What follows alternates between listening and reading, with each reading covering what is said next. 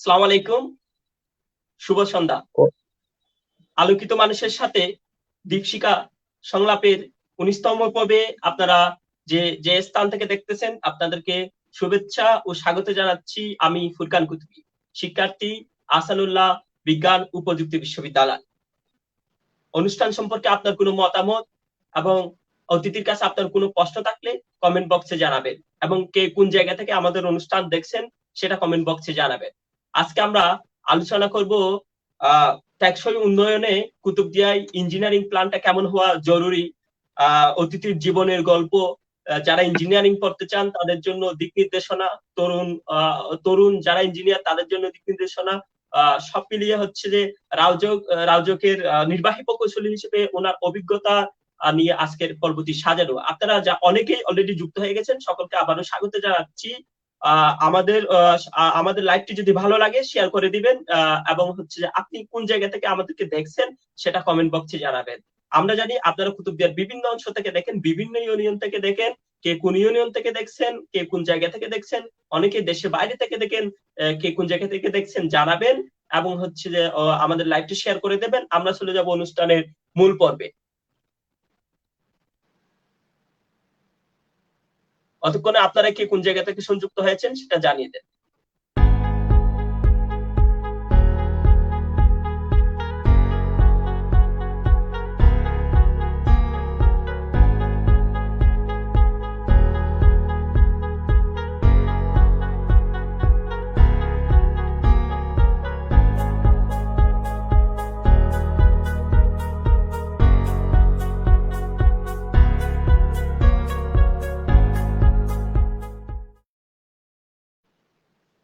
আসসালামু আলাইকুম, আপনাদেরকে আবারও স্বাগত জানাচ্ছি আমাদের আজকের 19তম পর্বে। আমাদের সাথে যুক্ত হয়েছেন আপনাদের অনেকেরই সুপরিচিত কুতুবদিয়ারই সন্তান, বাংলাদেশ রাজধানী উন্নয়ন কর্তৃপক্ষ রাজউকের নির্বাহী প্রকৌশলী জনাব জনাব ইঞ্জিনিয়ার জনাব ইঞ্জিনিয়ার মোহাম্মদ কায়সার। আপনাকে আমাদের অনুষ্ঠানে স্বাগত। আপনাকেও স্বাগত। কেমন আছেন? এই তো আলহামদুলিল্লাহ ভালো আছি আপনাদের দোয়ায়। আমাদের সাথে অলরেডি অনেকেই যুক্ত হয়ে গেছেন। আপনারা কি কোন জায়গা থেকে দেখছেন সেটা কমেন্ট বক্সে জানাবেন। অলরেডি একজন আমাদেরকে জয়নাল আবিদিন নামের একজন শুভকামনা জানিয়েছেন, এবং অনেকেই যুক্ত হয়েছেন। আমাদের ফেসবুক লাইভটি কে কোন জায়গা থেকে দেখছেন সেটা জানাবেন, এবং হচ্ছে যে ভালো লাগলে আমাদের লাইভটা শেয়ার করে দিবেন। আপনার কোনো প্রশ্ন থাকলে কমেন্ট বক্সে জানাবেন। আহ আমাদেরকে অনেকেই দেখতে পাচ্ছেন। দর্শকদের উদ্দেশ্যে আপনার কোনো শুরুতেই কোনো কিছু বলার থাকলে।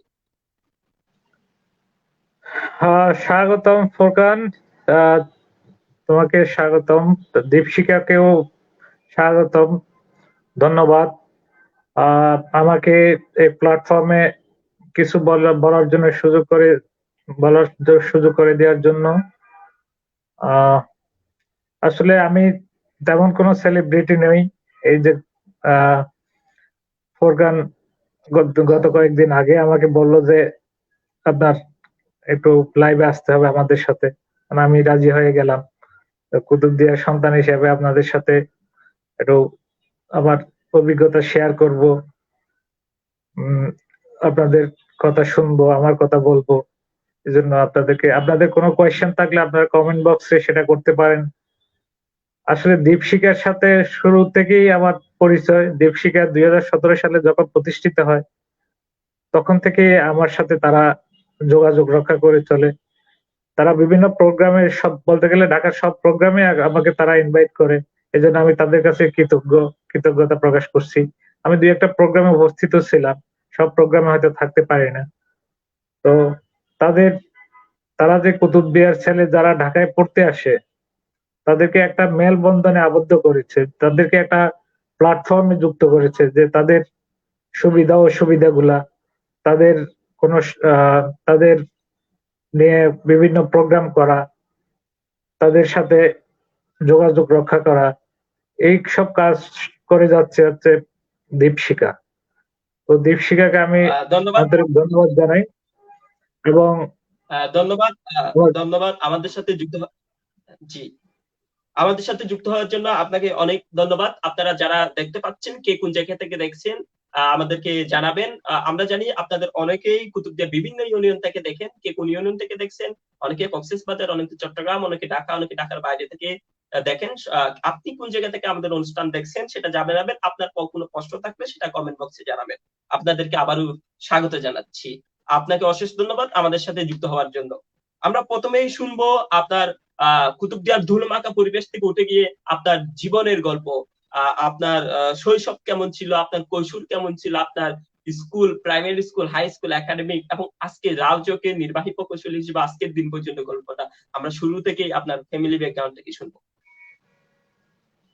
জি, ধন্যবাদ। আমি 8-10 জনের মতোই কুতুবদিয়ার সেই মাটির সন্তান, যারা কুতুবদিয়ার আবহাওয়ায় বড় হয়েছে ছোটবেলা থেকে। সে কুতুবদিয়ার আলিয়া বডেলের সন্দেহ পাড়াতে আমার জন্ম। অনেকেই আমাকে চিনে থাকবেন, যারা আহ বয়োজ্যেষ্ঠ আছে, সিনিয়র আছে, তারা অনেকেই চিনে থাকবেন। হয়তো খুব ছোট যারা আছে এখন স্কুল কলেজে পড়ছে, তারা হয়তো অনেকেই চিনবেন না। তো আমি কুতুবদিয়াতে আমার জন্ম, আলিয়া বডেলের সন্দিপাড়া। আহ আমার ফাদার, আমার চাচা দুইজনেই স্কুলের টিচার ছিল। ছোটবেলা থেকেই আসলে আহ একটু দুরন্ত ছিলাম বলা যায়। সেই প্রাইমারি স্কুলে যাওয়ার গল্পটাই প্রথম বলি। সে সালটা ঠিক মনে নাই আমার, অ্যাকচুয়ালি 80-র দিকে হবে আর কি, 1980-র দিকে হবে। তো স্কুলে তখন নতুন বই দিবে। বই দিলে পরে সবাই, আমার বোন আমার বড়, সে আমাকে খুব ইন্সপায়ার্ড করলো যে কালকে তো স্কুলে বই দিবে, প্রাইমারি স্কুলে নতুন বই দিবে, তুমি যাবা নাকি? তো আমি খুব ইন্সপায়ার্ড হইলাম আর কি, যে নতুন বই দিবে স্কুলে, যাই। তো গেলাম, বই পেলাম, এরপর থেকে স্কুলে যাওয়া আসা শুরু হলো। প্রাইমারি স্কুলে পড়তে লাগলাম। তো পড়ালেখায় মোটামুটি মোটামুটি ছিলাম, খারাপ ছিলাম বলা যাবে না। আর আমার সুবিধা ছিল, আমার বাপ এবং চাচা দুইজনেই স্কুল টিচার। কাজে আমার খুব একটা প্রবলেম হতো না। তো কোনো কিছু না বুঝলে ফাদারের সাহায্য পেতাম, চাচার সাহায্য পেতাম। কাজেই আহ আমার জন্য অনেকটা যা সহজ ছিল, অনেকের জন্য সেটা হয়তো ছিল না। তো দেখা গেলে স্কুলে আমাদের অনেক স্যার তখন আমাদেরকে খুব স্নেহ করতে। স্কুলে আমার রেজাল্ট বরাবরই ভালো ছিল বলা যায়। প্রাইমারি স্কুল লাগে, আমার স্কুল ছিল পূর্ব আলিয়া বোর্ডের সরকারি প্রাইমারি স্কুল আর কি। তো পূর্ব আলিয়া বোর্ডের সরকারি প্রাইমারি স্কুলে ওই ফার্স্ট সেকেন্ডেই হতাম পরীক্ষায়। তো আমার অনেক স্যারে আমাকে খুব কেয়ার করতেন। এর মধ্যে আমাদের মরহুম সিরাজুল হক স্যার, সিরাজুল ইসলাম স্যার আমাকে খুবই লাইক করতেন এবং আমার প্রতি খুবই যত্ন নিতেন, আমাকে উৎসাহ দিতেন সবসময়, বলে তুমি ভালো করতে পারবো, যদি পড়ালেখা করো ভালো করতে পারবে, দুষ্টামি ছাড়ো। তো যাই হোক, এই সিরাজ স্যারের অনুপ্রেরণায় বলতে গেলে স্কুলে মোটামুটি ভালোই করছিলাম। তো একটা আক্ষেপ ছিল ক্লাস 5-এ, যখন স্কলারশিপটা পেলাম না। আমি আরেক বোর্ডে একটা হচ্ছিল আমাদের সময়, বোর্ড বোর্ড পরীক্ষায় বলা যায় প্রতিটা ইউনিয়নের সব কয়টা স্কুল মিলে একটা কেন্দ্রে পরীক্ষা ক্লাস 5-এ। মানে আলী আকবর সব ছেলেরা একটা কেন্দ্রে পরীক্ষা দিবে ক্লাস 5 থেকে 6 ওঠার সময়। তদ্রুপ ধরুম, বর্গ, খৈয়ারবিল, এমশালি সব একটা কেন্দ্রে পরীক্ষা, ইউনিয়ন ভিত্তিক। তো আমার আলী আকবর আমি তখন ফার্স্ট হলাম, যে 5 থেকে 6 ওঠার যে পরীক্ষা ছিল, সেন্টার পরীক্ষা ছিল সেটা। আহ, তখন আগের আগে হয় না অবশ্য, আমাদের সময় প্রথম হয়েছে আর কি। তখন প্রথম হলাম ওখানে। এরপরে 6-এ যাব, এখন 6-এ যাব। 6-এ আমাদের প্রতিষ্ঠিত স্কুল হচ্ছে কুতুবদিয়া আদর্শ উচ্চ বিদ্যালয়। স্বাভাবিকভাবে কুতুবদিয়া আদর্শ উচ্চ বিদ্যালয়ে পড়ার প্রতি ছোটবেলা থেকে এটা ঝোঁক ছিল, সবার মনে থাকে। তা আমি ওখানে ভর্তি পরীক্ষা নিল, ভর্তি পরীক্ষা আমি সেকেন্ড হলাম। আমাদের শহীদুল্লাহ ছিল, শহীদুল্লাহ কুতুবদিয়া স্কুলে ফার্স্ট হয়েছিল, পরবর্তীতে সে ফার্স্ট হলো, আমি সেকেন্ড হলাম ভর্তি পরীক্ষায়। ইন দ্য মিন টাইম আমার মামাকে সবাই চিনবেন, এটিএম নুরুল বশর চৌধুরী, উনি আমার মামা হন। উনি একটা স্কুল প্রতিষ্ঠা করলেন, আলী আকবরের জুনিয়র হাই স্কুল, তখন ওটা জুনিয়র হাই স্কুল নামে প্রতিষ্ঠা করলেন। তো আমার আহ, আরেক মামা খায়রুল বাশার সাহেব ছিল ওটার হেড হেড টিচার। তো উনি আমার বাড়িতে গেলেন, আমার মরহুম খায়রুল বাশার মামা আমার বাড়িতে গেলেন, বলে যে তোমার মামা স্কুল করছে, তুমি কেন কুতুবদিয়া হাই স্কুলে পড়তে যাবো? তুমি যদি না পড়ো তাহলে এখানে কে পড়বে? তোর মামার স্কুল। তো যাই হোক, এখন মামাদের কথার বাইরে তো যাওয়ার সুযোগ নেই। আমি তখন আলী আকবর জুনিয়র হাই স্কুলে ভর্তি হলাম। তো, এটা ছিয়াশি সালের কথা আর কি, 6-এ ভর্তি হলাম। ওখান থেকে দেখা গেল যে ওখানে আমরা বেশ ছাত্রছাত্রী ছিলাম। ওখানেও ওই রকম রেজাল্টই ছিল, ফার্স্ট সেকেন্ড হতাম। ক্লাস 8-এ স্কলারশিপ দিলাম কক্সবাজারে গিয়ে, স্কলারশিপ পেয়েছিলাম। 5-এর দুঃখটা তখন ভুলে গেলাম আর কি, 8-এ যখন স্কলারশিপটা পেলাম। তো এরপরে 9-10-এ আমাদের অনেক স্যার, আমাদের স্যারদের আসলে অনেক স্যারদের অবদান আছে, যাদের কথা না বললেই নয়। এর মধ্যে সাধন চক্রবর্তী স্যার ছিলেন, আহ, আমার চাচা জনাব একে এম আবু মুসা স্যার ছিলেন, সৈয়দ সৈয়দ আহমদ স্যার ছিলেন, আহ, ইব্রাহিম ইব্রাহিম স্যার, মরহুম ইব্রাহিম স্যার ছিলেন। সবাই আমার প্রতি খুব কেয়ারিং ছিল। আহ, দেখতো পড়ালেখা করতেছে কিনা, খবরাখবর নিত। আমি পড়ালেখায় খুব বেশি মনোযোগী ছিলাম ঠিক বলা যাবে না, তবে একবারে ফাঁকিবাজও ছিলাম না, পড়তাম আর কি মোটামুটি। কিন্তু ওই রকম একবারে রাত দিন করে পড়ার যে কথা, সেটা আসলে হয় না আমার কখনো। তো পড়ছি মোটামুটি, আবার ফাঁকিবাজি করছি সেটাও বলা যাবে না। তো ক্লাস 9-10-এ আমি আহ, আমাদের ওই সাধন স্যারের থেকে পড়তাম। তারপরে গার্লস অমরনাথ স্যার ছিল কুতুবদিয়া হাই স্কুল টিচার, ওর নাম করা টিচার, ওনার কাছে পড়তাম। তারপরে ক্লাস স্যার ছিল গার্লস হাই স্কুলের ম্যাথের টিচার, ওনার কাছে পড়তাম। ওনাদের সবগুলোই ছিল কুতুবদিয়ার বেস্ট স্যার বলতে গেলে ওই সময়টা। ওরা সবাই অনুপ্রেরণা দিত যে তুমি পড়ো ভালো করে, ভালো করতে পারবে রেজাল্ট। পরে যথারীতি পরীক্ষা হলো, এসএসসি পরীক্ষা। এসএসসি পরীক্ষা হবে আমাদের আহ মে 2 তারিখ, 91 সালে মে 2 তারিখ। 29 তারিখ সেই স্মরণকালের সবচেয়ে ভয়াবহতম ঘূর্ণিঝড়, যেটা 29 এপ্রিল আমাদের পরীক্ষার 2 দিন আগে সংঘটিত হলো। এটা ছিল আবার মানে জীবনের একটা খুব পোস্ট এক্সপেরিয়েন্স। আমাদের বই, আমরা তখন সাইক্লো সেন্টার আশ্রয় নিয়েছিলাম। বই খাতা সব একটা ব্যাগে, পলি ব্যাগে করে বন্ধ করে, যার যার জীবন নিয়ে তখন সাইক্লো সেন্টারে গেলাম। সাইক্লো সেন্টারে কোনো মতে নিজের জানটা বাঁচালাম গিয়ে। কিন্তু বাড়িতে এসে দেখি বাড়ির কোনো চিহ্নই নাই আর কি, বইপত্র তো দূরের কথা, কিছুই নাই। তো বাড়িঘর নাই, কিচ্ছু নাই। এই 91 সাইক্লোনের পরে আবার আমার বই খাতাগুলো পাওয়া গেছিল প্রায় 2-3 কিলোমিটার দূরে। আমার স্কুলের এক শিক্ষার্থী, তারা কি মনে করে ওই পলি ব্যাগটা তারা নাকি নিয়ে গেছে, দেখে যে অনেকগুলা বই। পরে খুলে দেখে ওখানে আমার নাম। পরে আমাকে খবর দিলে পরে আমি যাই বই কালেকশন করি, ভিজা বই আর কি।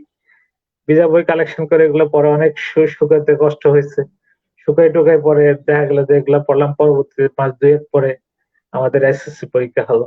এসএসসি পরীক্ষাও আবার আমাদের 2বার দিতে হলো। একবার দিলাম 91 সালে, আমরা একবার দিলাম।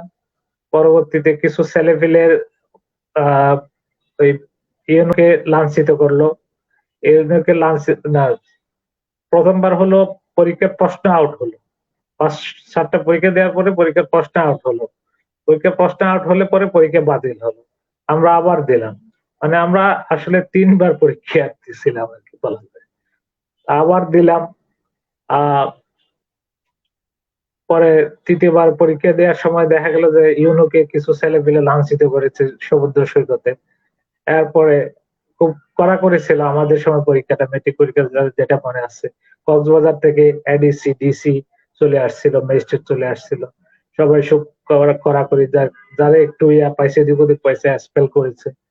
যাই হোক, আল্লাহর রহমতে আমাদের সমস্যা হয় নাই, পাশ করে গেলাম যথারীতি। রেজাল্ট তখনকার দিনে তো ফার্স্ট ডিভিশন সেকেন্ড ডিভিশন এগুলো ছিল, আমরা ফার্স্ট ডিভিশন থেকে পাশ করলাম। তো স্কুল পাশ করার পরে কলেজে ভর্তি হব, তখন তো এখনকার মতো অবস্থা ছিল না। তখন দেখা গেল যে সিটিএম কলেজ হচ্ছে best college, Mohsin college, CTM college, এগুলাতে পড়ার জন্য সবার একটা আগ্রহ থাকে।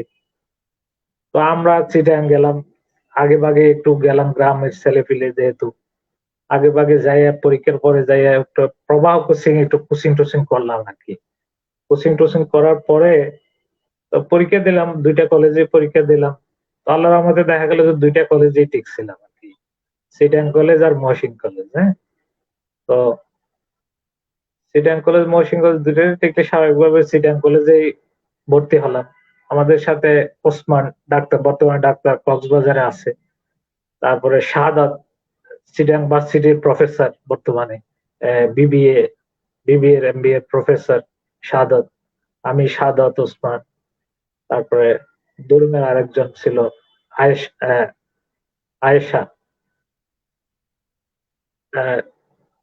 আয়েশা না, আয়েশা, হ্যাঁ, মোস্ট প্রবলি এরকম নাম। আমরা চারজন ছিলাম কুতুবদিয়া থেকে তখন চিটাগাং কলেজে। আমরা তিনজনের খবর জানি, ওই আমাদের বান্ধবীটার খবর পরে আর জানি না কি কোথায় আছে। তো ওসমান তো ডাক্তার, কক্সবাজারে এখন পোস্টিং। শাহাদাত চিটাগাং ভার্সিটির প্রফেসর, আমি তো আছি রাজুকি। এলো অবস্থা। তো চিটাগাং কলেজ থেকেও যথারীতি মোটামুটি ভালো রেজাল্ট, এক্সপেকটেশন অনুযায়ী রেজাল্ট হলো। রেজাল্ট হওয়ার পরে স্বাভাবিকভাবে এখন অ্যাডমিশন টেস্টের ব্যাপার। আমাদের এই নিম্ন মধ্যবিত্ত বা মধ্যবিত্ত ফ্যামিলির তখনকার একটাই চাওয়া, ছেলে ডাক্তার হবে। হুম, ছেলে ডাক্তার হবে। স্বাভাবিকভাবে আমার ফ্যামিলির মধ্যেও এরকম একটা এক্সপেকটেশন হয়েছিল। আমার ইচ্ছা অনিচ্ছার কোনো ব্যাপার ছিল না, মানে ফ্যামিলির ইচ্ছাই হচ্ছে ডাক্তার হওয়া। তো আমার স্বাভাবিকভাবে আমাকে ডাক্তার হতেই হবে। তো ডাক্তার হওয়ার জন্য ট্রাই করলাম। আর আর ডাক্তারি পড়ার জন্য ট্রাই করলাম, কোচিং টোচিং করলাম, পরীক্ষা দিলাম, ডাক্তারিতে হলো না। তো ইঞ্জিনিয়ারিং এর কোনো ধারণাই তখন নাই আর কি, মানে যেহেতু ডাক্তারির জন্য পড়ছি, ইঞ্জিনিয়ারিং বইও কিনে নাই, অথচ ম্যাথ বা ফিজিক্স কেমিস্ট্রির প্রতি আমার অনেক ফ্যাসিনেশন ছিল বায়োলজির চাইতে। হ্যাঁ, কিন্তু বাড়ির যে আগ্রহ যে ডাক্তার, ওই জন্যই আসলে কোচিং করা ওখানে। ইঞ্জিনিয়ারিং এর জন্য একটা গাইড বইও কেনা হলো না। মানে ভর্তি পরীক্ষা যে দিব, একটা গাইড তো লাগবে, প্রশ্ন কিরকম হয়, আহ কত নাম্বারের পরীক্ষা, এরকম কোনো গাইড টাইডও ছিল না।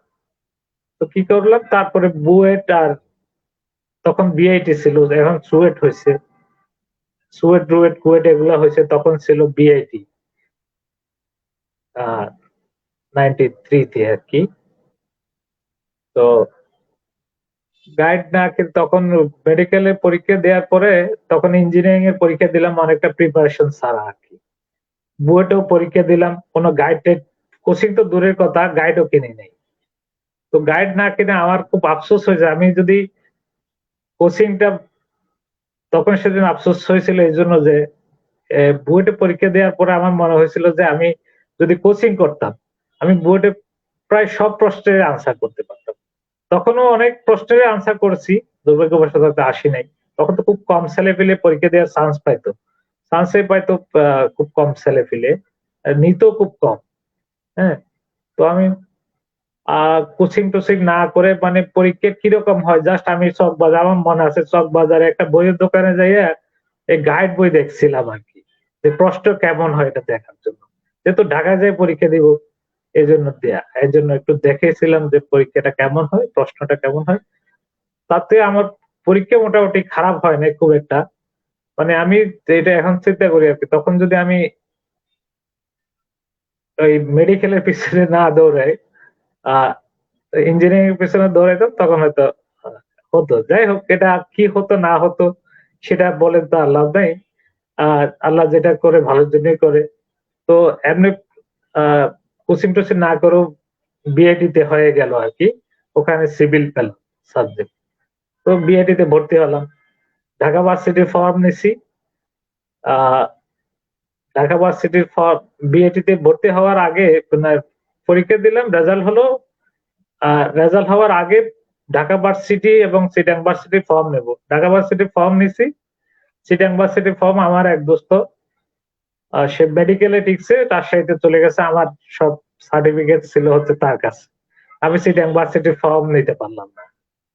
তো আমার ফাদার খুব রাগ করলো, বলল যে তোমার ঢাকায় পরীক্ষা দিতে ঢাকা ইউনিভার্সিটিতে পরীক্ষা দেওয়া লাগবে না। তুমি তখনও বিএটি রেজাল্ট হয় নাই। তখন আমার খালি বিএটিটা আছে। বুয়েট বুয়েটে পরীক্ষা দিছি, বুয়েটে হয় নাই। এখন ঢাকা ইউনিভার্সিটি পরীক্ষা বাকি ছিল। চিটাং ইউনিভার্সিটির রেজাল্ট ফর্ম যেহেতু নিয়ে নেই, আব্বা বললো যে তোমার ঢাকা পরীক্ষা দেওয়ার দরকার নেই। তখন আর ঢাকা ভার্সিটি পরীক্ষাটা দেয়া হলো না। তখন এই একটাই মাত্র সম্বল, তখন বিএডিতে পরীক্ষা দিয়েছে, ওটাতে না হলে তো আর নাই। তখন তো সব বিএডিতে আলাদা আলাদা পরীক্ষা, আলাদা এখনো হয় আলাদা পরীক্ষা। ও আমরা চিটাং বিএডিতে দিলাম। তো দেখি যে আল্লাহর রহমতে ওই চিটাং বিএডিতে হলো আর কি। সিভিলে পেলাম, ভর্তি হলাম। ভর্তি হওয়ার পরে সে আরেক কাহিনী। আমাদের আহ প্রায় 2.5-3 বছর পরে আমাদের সেশন জামের জন্য ক্লাস শুরু হলো। আমরা 2 ব্যাচ একসাথে ক্লাস শুরু করছিলাম, মনে আছে 93-94। 2 ব্যাচ সেশন জ্যাম কমানোর জন্য 2টা ব্যাচকে একসাথে করছিল। তো বিএটিতে ভর্তি হওয়ার পরে আসলে হয়েছে কি, ফার্স্ট ইয়ারে হেলায় ফেলায় কাটাইছি। রেজাল্ট হয়েছে মোটামুটি। আর সিরিয়াসনেসটা আসে নাই ওইভাবে, যে ফার্স্ট সেকেন্ড হতে হবে, থার্ড হতে হবে। এই সিরিয়াসনেসটা প্রথমে না আসাতে পরে আর আসে নাই। তো যার কারণে পাশ করে গেছি, পড়ালেখা করছি। পাশ করার জন্য যা যা যেটুকু পড়তে হয় পড়ছি আর কি। পরে পরবর্তীতে এই এই অবস্থা আর কি। পড়ালেখা করে তারপরে মনে করেন যে পড়ালেখা শেষ করলাম 2000 সালে। 93 ভর্তি হলেও আমাদের ক্লাস শুরু হয়েছিল 96-তে। হ্যাঁ, মানে মাঝখানে 3 বছরের গ্যাপ ছিল। 96-তে ভর্তি ক্লাস শুরু হলো। সে 2000 সালে আমাদের শেষ হলো। 2000 সালের শেষে ডিসেম্বরে আমাদের পরীক্ষা শেষ হলো, জানুয়ারিতে রেজাল্ট হলো। তো যাই হোক, জানুয়ারিতে পাশ করে বের হলাম। বের হওয়ার পরে ফার্স্ট চাকরি ছিল হচ্ছে ইয়াতে, আমাদের প্রকৌশলী নিকেতন নামে সেটা একটা কনসাল্টিং ফার্ম আছে সুয়েটের। ভিসি মোজাম্মেল হক স্যারের ফার্ম ছিল ওটা। স্যার আমাকে ডাকলেন যে ওনার ফার্মে কাজ করার জন্য, বললেন। ওনার ফার্মে কাজ করতাম। কনসালটেন্সি কাজ ছিল বিল্ডিং ডিজাইন, আর সয়েল টেস্ট, তারপরে বিল্ডিং সুপারভিশন, এসব কাজ করতাম আর কি ওখানে। তো স্যারের ওখানে আসলে অনেক পরিশ্রম করতে হতো। তো সেই তুলনায় আসলে পারিশ্রমিক মিনিমাম ছিল। চিন্তা করলাম যে চাকরি শিফট করবো। এরপরে গেলাম হচ্ছে এসালম গ্রুপ। আমাদের সিনিয়র এক ভাই ছিল, নাম হচ্ছে কিছুদিন আগে মারা গেছে। স্যার স্যারের নামটা এই মুহূর্তে মনে আসতেছে না। উনি এসালামের জেনারেল ম্যানেজার ছিলেন। উনি আমাদেরকে ডাকলেন বা ইন্টারভিউ নিলেন পরীক্ষায়, যে ওনাটা একটা এই মসজিদ থেকে আরো একটু ভিতরে, এটাকে কালারপুল বলে একটা জায়গা। ওখানে একটা ফ্যাক্টরি করবে কোল্ড রোল স্টিল মিল। মানে চিটাগাঙে তখন কোল্ড রোল স্টিল মিল আর হয় নাই। Cold role steel mill, সালম cold role steel mill এখন শেয়ার বাজারে যেটা আছে আর কি। হ্যাঁ, তো ওটার কনস্ট্রাকশনের কাজ করতে হবে। কনসালটেন্ট হচ্ছে জাপানি আর ইন্ডিয়ান। ইন্ডিয়ান কিছু মেশিনারি ছিল এমএমপিএল এর, আর জাপানের কাওয়াসাকি হেভি ইন্ডাস্ট্রিজ এর মেশিনারি ছিল। অনেক বড় বড় এক একটা 25-30 টনের মেশিনারি, এগুলার ফাউন্ডেশন তৈরি করা। 500 মিটার লম্বা একটা ফ্যাক্টরি আর কি। তো ওটা আলটিমেটলি আসলে ফ্যাক্টরিটা কনস্ট্রাকশন শুরু থেকে শেষ পর্যন্ত ছিলাম দেশে। আমরা দেশি 9 জন ইঞ্জিনিয়ার ছিলাম, সিভিল ইঞ্জিনিয়ার। ওর মধ্যে আমি মোটামুটি আমি তাদের হেড ছিলাম বলা যায়। তো আর আমাকে জেনারেল ম্যানেজার সব খুব লাইক করতো বেসিক্যালি। উনি কোথাও গেলে আমাকে দায়িত্ব দিয়ে যেত। তো যাই হোক দেশের বাইরে গেলে আর কি। তো সালামে ওই 3 বছর মোটামুটি কাজটা শেষ করলাম। ফ্যাক্টরি কনস্ট্রাকশনটা শেষ করলাম। শেষ করার পর শেষের দিকে এসে আমি পরীক্ষা দেওয়া শুরু করলাম বিভিন্ন জায়গায়। আসলে প্রাইভেট জব করে ইয়া করাটা আহ, উম, পরীক্ষা টরীক্ষা দেওয়াটা অনেক টাফ আর কি। প্রাইভেট জব ছিল আমাদের ডে নাইট কাজ করতে হতো সালামে। অনেক হেভি কনস্ট্রাকশন ছিল। হুম। তো সালাম গ্রুপে কাজ করে এখন ফ্যাক্টরি কনস্ট্রাকশন প্রায় শেষের দিকে যখন তখন চিন্তা করলাম যে আহ, অন্য চাকরি চিন্তা করতে হবে। যদিও তারা আমাকে বলছিল যে তুমি সিভিল ইঞ্জিনিয়ার হিসেবে এখানে কন্টিনিউ করতে পারো। তো আমার কেন জানি মনে হলো যে আসলে ফ্যাক্টরি কনস্ট্রাকশন শেষ হওয়ার পরে সিভিল ইঞ্জিনিয়ারদের খুব বেশি ভূমিকা থাকে না, মেনটেন্যান্স কাজটা থাকে। তো একটা ফ্যাক্টরি মেনটেন্যান্স কাজ আর কি, সিভিল কাজ আর কি এমন হতে পারে। জন্য আমি চিন্তা করলাম এর মধ্যে আরো অফার আসছিল আর একটা ওইরকম কোল্ড স্টিল মিলের ফুল মানে ইনচার্জের দায়িত্ব আমাকে দেওয়ার জন্য আরেকটা গ্রুপ আমাকে কল করছিল। যাই হোক ফুল ইনচার্জের দায়িত্ব, তখন আমার এজও কম, মাত্র 3 বছরের চাকরির অভিজ্ঞতা। এরকম একটা ফ্যাক্টরি যেটা জাপান আর ইন্ডিয়ান কনসালটেন্টরা থাকা অবস্থায় আমরা করছি, ওই ওই রকম একটা ফ্যাক্টরি ফুললি আমাকে দায়িত্ব নিয়ে করতে হবে। মানে কোনো জাপানি বা ইন্ডিয়ান কনসালটেন্ট থাকবে না, তখন লোকাল কোনো কনসালটেন্ট থাকবে না, আমাকেই করতে হবে। তারপর আমি সাহস করছিলাম, যেহেতু আমি শুরু থেকে শেষ পর্যন্ত এরকম একটা ফ্যাক্টরি করেছি। আহ আমি সাহস করে গেছিলাম। পরে ওদের সাথে বনিবনা হয় নাই বিভিন্ন টার্মস কন্ডিশনে। আহ তখনকার দিনে ফুল টাইম গাড়ি, স্যালারিটা আমি স্বাভাবিকভাবে যেহেতু আমি কষ্ট বেশি পাবো, ওগুলা নিয়ে ইয়া করে আসলে ওখানে আর যাওয়া হয়নি। এটা চিটাগাং আর একটা গ্রুপ অফ কোম্পানি ছিল ওরা। পরবর্তী এর মধ্যে আমি ঢাকায় 2-3টা পরীক্ষা দিই, BIWTA, Bangladesh water board, Raju. তো আমি রিটেনে দুইটাতেই আসি, বিএডব্লিউটিএফ এবং Bangladesh Indian water authorities, Bangladesh অভ্যন্তরীণ নৌ পরিবহন কর্তৃপক্ষ, ওখানেও আসি। তারপরে রাজুকেটাও হয়। পরে রাজুকে ভাইবার জন্য ডাকি। ভাইবার জন্য ডাকলে পরে রাজুকে ভাইবা দিই। ভাইবা কনস্ট্রাকশন সাইটে যেহেতু ছিলাম, আমার এক্সপিরিয়েন্স ছিল। তো যা যা প্রশ্ন করছে মোটামুটি কনস্ট্রাকশন রিলেটেড ভালোই করছিলাম স্বাভাবিকভাবে। তো যার কারণে ওরা স্যাটিসফাইড ছিল।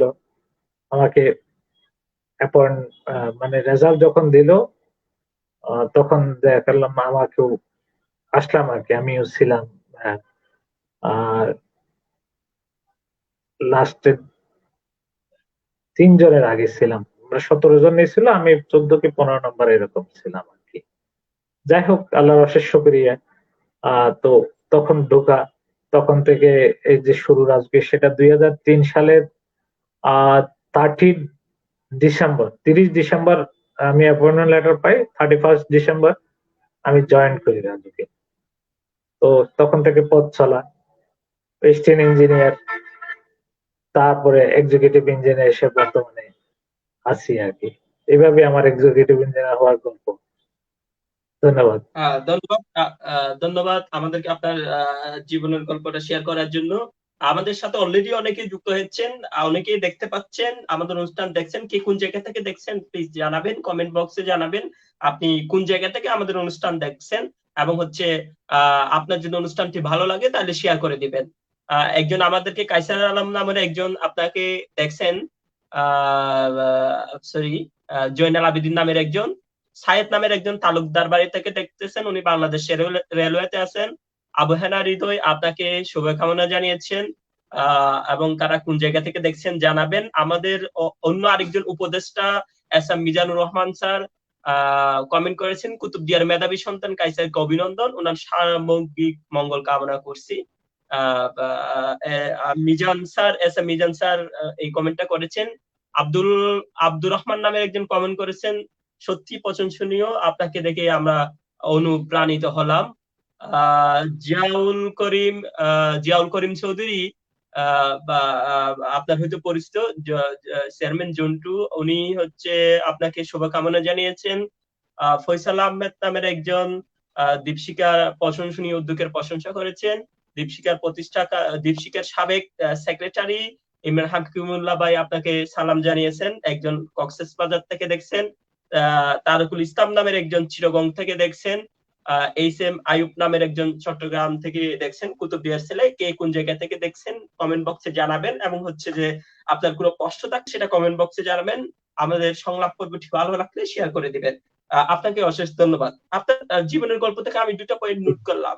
একটা হলো যে আপনার যে মেডিকেলে পরীক্ষা না দিয়ে যখন আসলো না, তখন ইঞ্জিনিয়ারিং এ আপনি অল্প প্রস্তুতি নিয়ে গেলেন। সেক্ষেত্রে আপনি এখন যারা এই সিচুয়েশনে যায় তাদের জন্য কি বলবেন আপনি?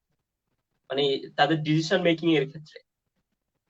আসলে এটা আমাদের সবারই, গ্রামে যেহেতু আমরা গ্রামের সন্তান, বাপ মায়ের এক্সপেকটেশন থাকে আসলে হচ্ছে ডাক্তার হবে, এটাই ফার্স্ট। সেকেন্ড হচ্ছে ইঞ্জিনিয়ারিং হওয়া, এটা ইদানিং ইয়া হচ্ছে। যদিও শহরের পরিস্থিতি ভিন্ন, গ্রামে বিশেষ করে আমাদের কুতুবদিয়া কথাই যদি ধরেন, বা কুতুবদিয়া, চকরিয়া, বা সব বাংলাদেশের সব গ্রামে গঞ্জের কথাই ধরেন, ছেলে ডাক্তার হবে, এটা হচ্ছে সব বাবা মাই চায় আর কি। তো আমার কথা হচ্ছে, হ্যাঁ, যদি ইন্টারেস্ট থাকে, সাবজেক্টটার প্রতি যদি ইন্টারেস্ট থাকে, সেক্ষেত্রে অবশ্যই ডাক্তারি পড়বেন, কোচিং করবেন ভালো করে। কিন্তু যাদের ইন্টারেস্ট কম, ম্যাথ, ফিজিক্স, কেমিস্ট্রির প্রতি যাদের ইন্টারেস্টটা বেশি, যারা ওগুলো সাবজেক্টে ভালো, বিশেষ করে ম্যাথমেটিক্সে ভালো, কেমিস্ট্রিতে ভালো, ফিজিক্সে ভালো, হ্যাঁ, ফিজিক্স আর ম্যাথে যারা ভালো ভালো করে, বায়োলজিতে যাদের আগ্রহ কম, এবং তাকে যদি জোর করে মেডিকেলের দিকে দিতে দেয়া হয়, তাহলে আমার মতো পরিস্থিতি হবে, দেখা গেল যে এটা ওটা দুইটাই যাবে। এই জন্য সবাই তো তার তার সক্ষমতা কোন জায়গায়, তার লিমিটেশন কোন জায়গায়, সেটা আমরা বুঝতে পারি। যে একজন যদি, যেটা বললাম, যে যে সাবজেক্টে যার আহ, দখল বেশি, সেদিকেই যাওয়া আমার মতে উচিত। যদি যার ধন্যবাদ। আহ, আচ্ছা আচ্ছা, আমাদেরকে লুৎফুর, জি জি, আমাদেরকে লুৎফুর রহমান নামের একজন দেশের বাইরে থেকে, বাংলাদেশের বাইরে থেকে দেখছেন। ওনাকে স্বাগত জানাচ্ছি, এবং পরবর্তীতে আমাদের সাথে যারা সংযুক্ত হয়েছেন সকলকে আবারও স্বাগত জানাচ্ছি। আমরা শুনবো হচ্ছে যে কুতুবদিয়া বিষয়ক কয়েকটা আপনার কাছে প্রশ্ন আছে। কুতুবদিয়ার টেকসই উন্নয়নে আইবিএন হচ্ছে যে ধরেন বেড়িবাঁধ এবং যাবতীয় যত সব যে কনস্ট্রাকশন আছে সেগুলোর উন্নয়নে, মানে ইঞ্জিনিয়ারিং প্ল্যানটা কিরকম হওয়া উচিত উপকূল বা দ্বীপ হিসেবে বলে আপনি মনে করেন? ধন্যবাদ ফোরকান। অ্যাজ এ ইঞ্জিনিয়ার, অবশ্যই এটা একটা যৌক্তিক প্রশ্ন। আর বর্তমানে হচ্ছে কুতুবদিয়া দ্বীপ, কুতুবদিয়া সহ সব যেগুলা দ্বীপ, বদ্বীপ যেগুলো আছে, যেহেতু সমুদ্র পৃষ্ঠের উচ্চতা বেড়ে যাচ্ছে, দিন দিন বেড়ে যাচ্ছে, তো পানির হাইট বেড়ে যাচ্ছে, সমুদ্রের পানির, আমাদের ভূমি তো আর বাড়তেছে না, হাইট তো আর বাড়তেছে না, ওটা যেরকম ছিল সেরকমই আছে। যার কারণে এখন আহ এগুলা জোয়ারের পানিতে বা স্বাভাবিক জোয়ারের পানিতে তলিয়ে যাচ্ছে। তো এই জন্য আসলে হচ্ছে টেকসই এটা মাস্টার প্ল্যান দরকার, যেমনটা করেছে নেদারল্যান্ডের কথা আমরা বলতে পারি। তারা সমুদ্র পৃষ্ঠ থেকে অনেক নিচে, তাদের ল্যান্ডের, তারা সমতল, এবং তাদের যে ল্যান্ড, তাদের ল্যান্ডের থেকে সমুদ্র পৃষ্ঠের হাইট অনেক বেশি, বাট তারা চতুর্দিকে এমন বেড়িবাঁধ দিছে, যেটা আগামী 50-100 বছরেও কিচ্ছু হবে না। তাদের ওখানে ভারী বৃষ্টিপাত হলে এটা সেচের মাধ্যমে পানিটা নিষ্কাশন করে তারা। হ্যাঁ, আমাদের জন্য আসলে কুতুবদিয়া, আমরা গরিব রাষ্ট্র বাংলাদেশ, আমাদের কুতুবদিয়ার জন্য আসলে এরকম একটা দীর্ঘমেয়াদী পরিকল্পনা দরকার। ইমিডিয়েটলি যেটা দরকার, আমি বেশ কয়েকদিন ধরে আসলে ফেসবুকে দেখি আমাদের কুতুবদিয়ার ছেলেরা বর্তমানে অনেক সচেতন, তারা বিভিন্ন গ্রুপ খুলেছে, আমরা ত্রাণ চাই না, আমরা বেড়িবাঁধ চাই। এরকম অনেক গ্রুপে আমি দেখতে পাই, মানববন্ধনও করেছে কুতুবদিয়ার লোকজন। এই যে ওদিকে কায়সারপাড়া নামে একটা জায়গা, প্রায় আমার নাম যে নাম মনে আছে আর কি, প্রায় সময় ওই জায়গাটা, আমাদের এদিকেও তাওয়ালের চর বা বিভিন্ন জায়গায় কুতুবদিয়া কোয়ের বিল, ওদিকে কায়সারপাড়া, এই জায়গাগুলো প্রায় নর্মাল জোয়ার ভাটায় বা পূর্ণিমা অমাবস্যার সময় এগুলো প্লাবিত হচ্ছে, পানি ঢুকে যাচ্ছে। তো এখন এটা যেটা দরকার, এটা আসলে সরকারের উচ্চ পর্যায় থেকে এটা দরকার। আমাদের এটা একটা মাস্টার প্ল্যান করে, এটা proper design, Bangladesh water development বোর্ডে আমাদের অনেক ইঞ্জিনিয়ার আছে, অনেক বিশেষজ্ঞ ইঞ্জিনিয়ার আছে, তাদের মাধ্যমে একটা প্রপার ডিজাইন করে সমগ্র কুতুবদিয়ার চতুর্দিকে এটা টেকসই বেড়িবাঁধ যদি না হয়, আসলে কুতুবদিয়াকে রক্ষা করা অনেক কঠিন। এতে অনেক টাকা ব্যয় হবে, ঠিক আছে, হাজার 2-3 কোটি টাকার বিষয় এটা। আমরা অনেকেই বলি সেনাবাহিনী নৌবাহিনীকে দিয়ে বেড়িবাঁধ, আসলে সেনাবাহিনী নৌবাহিনী দিয়ে কিচ্ছু হবে না। এখানে যেটা দরকার সেটা হচ্ছে প্রপার ডিজাইন দরকার, ভালো কন্ট্রাক্টর দরকার, যারা এসব কাজে বাংলাদেশে পায়োনিয়ার, ভালো কন্ট্রাক্টর আছে বাংলাদেশে, পানি উন্নয়ন বোর্ডে অনেক ভালো ভালো কন্ট্রাক্টর আছে, তাদের মাধ্যমে আসলে কাজটা করতে হবে। আর্মি কিন্তু নিজেরা কাজ করে না, সেনাবাহিনীর মাধ্যমে কিন্তু কুতুবদিয়া কিছু 2-1টা টেন্ডার হয়েছিল নৌবাহিনীর মাধ্যমে, আমি যতটুকু জানি। কিন্তু নৌবাহিনী কি করছে, এটা মানে কুতুবদিয়ার মতো উপকূলে কাজ করার অভিজ্ঞতা নাই, এরকম কিছু কন্ট্রাক্টর নিয়োগ করছিল, পরে তারা ফেল করছে নৌবাহিনী। এখন আমরা সেনাবাহিনীর কথা বলি, সেনাবাহিনী থাকলে একটা জিনিস ভালো, সেনাবাহিনী থাকলে খরচটা একটু বেশি হয়, কিন্তু জিনিসটা টেকসই হয়, এদিক দিয়ে সুবিধা। আমরা দেখা গেল যে হাতিঝিল আমরা সেনাবাহিনী দিকে দিয়ে করাইছি, যেটা হয়তো 800 কোটি টাকা দিয়ে করা যেত, সেটা 2000 কোটি দিয়ে 2000 কোটি টাকা খরচ হয়েছে। কিন্তু ওরা কি করে, আমাদের মতো যারা সিভিলদের মতো তাদের কোনো টেন্ডারের প্রসেসে যাইতে হয় না। ও কি করলো, বাংলাদেশের সবচেয়ে ভালো কন্ট্রাক্টর যে তাকে ডাকলো, ডাকে বললো যে তুমি এই কাজটা করবা, ডিজাইন দিচ্ছি। ডিজাইনটা তারা ভালো জায়গা থেকে নিচ্ছে, বুয়েট থেকে নিচ্ছে, বুয়েট বা ইয়া থেকে নিচ্ছে, ভালো কনসালটেন্ট নিয়োগ করে নিচ্ছে। বাট তারা কন্ট্রাক্টর নিয়োগ করার ক্ষেত্রে তারা কিন্তু কোনো টেন্ডারে যায় না, তারা মীর আক্তারকে ডাকতেছে, তারা আব্দুল মোনেমকে ডাকতেছে, এরকম ভালো ভালো নাম করা যে কন্ট্রাক্টর গুলো আছে বাংলাদেশে, যারা পায়োনিয়ার কন্ট্রাক্টরের, তাদেরকে তারা ডাকে। তো তাদের সাথে একটা রেট নেগোসিয়েশন করে ভালো রেটে তাদেরকে কাজ দেয়, কাজটা দ্রুত হয় এবং টেকসই হয়। এটা ঠিক আছে, ওই ওই সেন্সে বিবেচনা করলে কুতুবদিয়া কাজটা যদি আর্মিকে দেওয়া হয়, আর্মিকে দিলে তো শুধু হবে না, তাদেরকে ফান্ড দিতে হবে। ফান্ড দিলে সেটা বাংলাদেশ ওয়াটার বোর্ড হোক বা বুয়েট হোক, বুয়েটও বিশেষজ্ঞ ইঞ্জিনিয়ার আছে এটা প্রপার ডিজাইনের জন্য, হয়তো তারা সার্ভে করে। বুয়েট এবং ওয়াটার বোর্ডের ইঞ্জিনিয়ারও দক্ষ ইঞ্জিনিয়ার আছে, ডিজাইন রিলেটেড যারা আছে, অনেক দক্ষ ইঞ্জিনিয়ার আছে, তাদেরকে দিয়ে যদি প্রপার ডিজাইন করে ইমপ্লিমেন্টেশনটা করা যায়, সেক্ষেত্রে এটা সম্ভব কুতুবদিয়াকে রক্ষা করা। আদারওয়াইজ এটাকে দিনে দিনে আসলে আমাদের ভূমি পরিমাণ না কমতেই থাকবে, এটাই হচ্ছে বাস্তবতা। ধন্যবাদ। আহ, দ- ধন্যবাদ। আমাদের অনেকেই হয়তো আমাদের মানে সেনাবাহিনী নিয়ে যে একটা বেড়িবাঁধের ব্যাপারে কথা বলে সেটার একটা সদুত্তর ওনারা পেয়েছেন, বাজেট সংকট এবং সবকিছু মিলিয়ে হয়তো হয় না, কিন্তু আমরা আশা করছি যে সামনের দিনে যে অংশগুলো সবচেয়ে বেশি ভেঙে যাচ্ছে, অন্তত ওই অংশগুলোর জন্য হলেও কুতুবদিয়ায় বেড়িবাঁধটা খুব দ্রুতই বাস্তবায়ন হবে। আপনারা কে কোন জায়গা থেকে দেখছেন কমেন্ট বক্সে অনেকেই পরবর্তীতে সংযুক্ত হয়েছেন, সকলকে আবার স্বাগত জানাচ্ছি। কুতুবদিয়া থেকে একজন আপনাকে দেখছেন, ফেনী থেকে একজন দেখছেন, কক্সবাজার থেকে একজন দেখছেন, এবং হচ্ছে আলী আকবর ডেল থেকে একজন আপনাকে দেখছেন। কে কোন জায়গা থেকে দেখছেন জানাবেন। ফাতেমাতুজ-জোহরা তামান্না নামে একজন আপনাকে সালাম জানিয়েছেন এবং হচ্ছে যে আপনার ওয়ালাইকুম আসসালাম। আপনি কোন বাড়ির ছেলে সেটা জানতে চেয়েছেন। সরি, আপনি কোন বাড়ির ছেলে সেটা জানতে চেয়েছেন। আমি হলাম সন্দীপী পাড়া, আলিয়াগড়ের সন্দীপী পাড়া। আমার ফাদার হচ্ছে মৌলানা ইসমাইল। হ্যাঁ, আর মাস্টার আবু মুসা হচ্ছে আমার চাচা।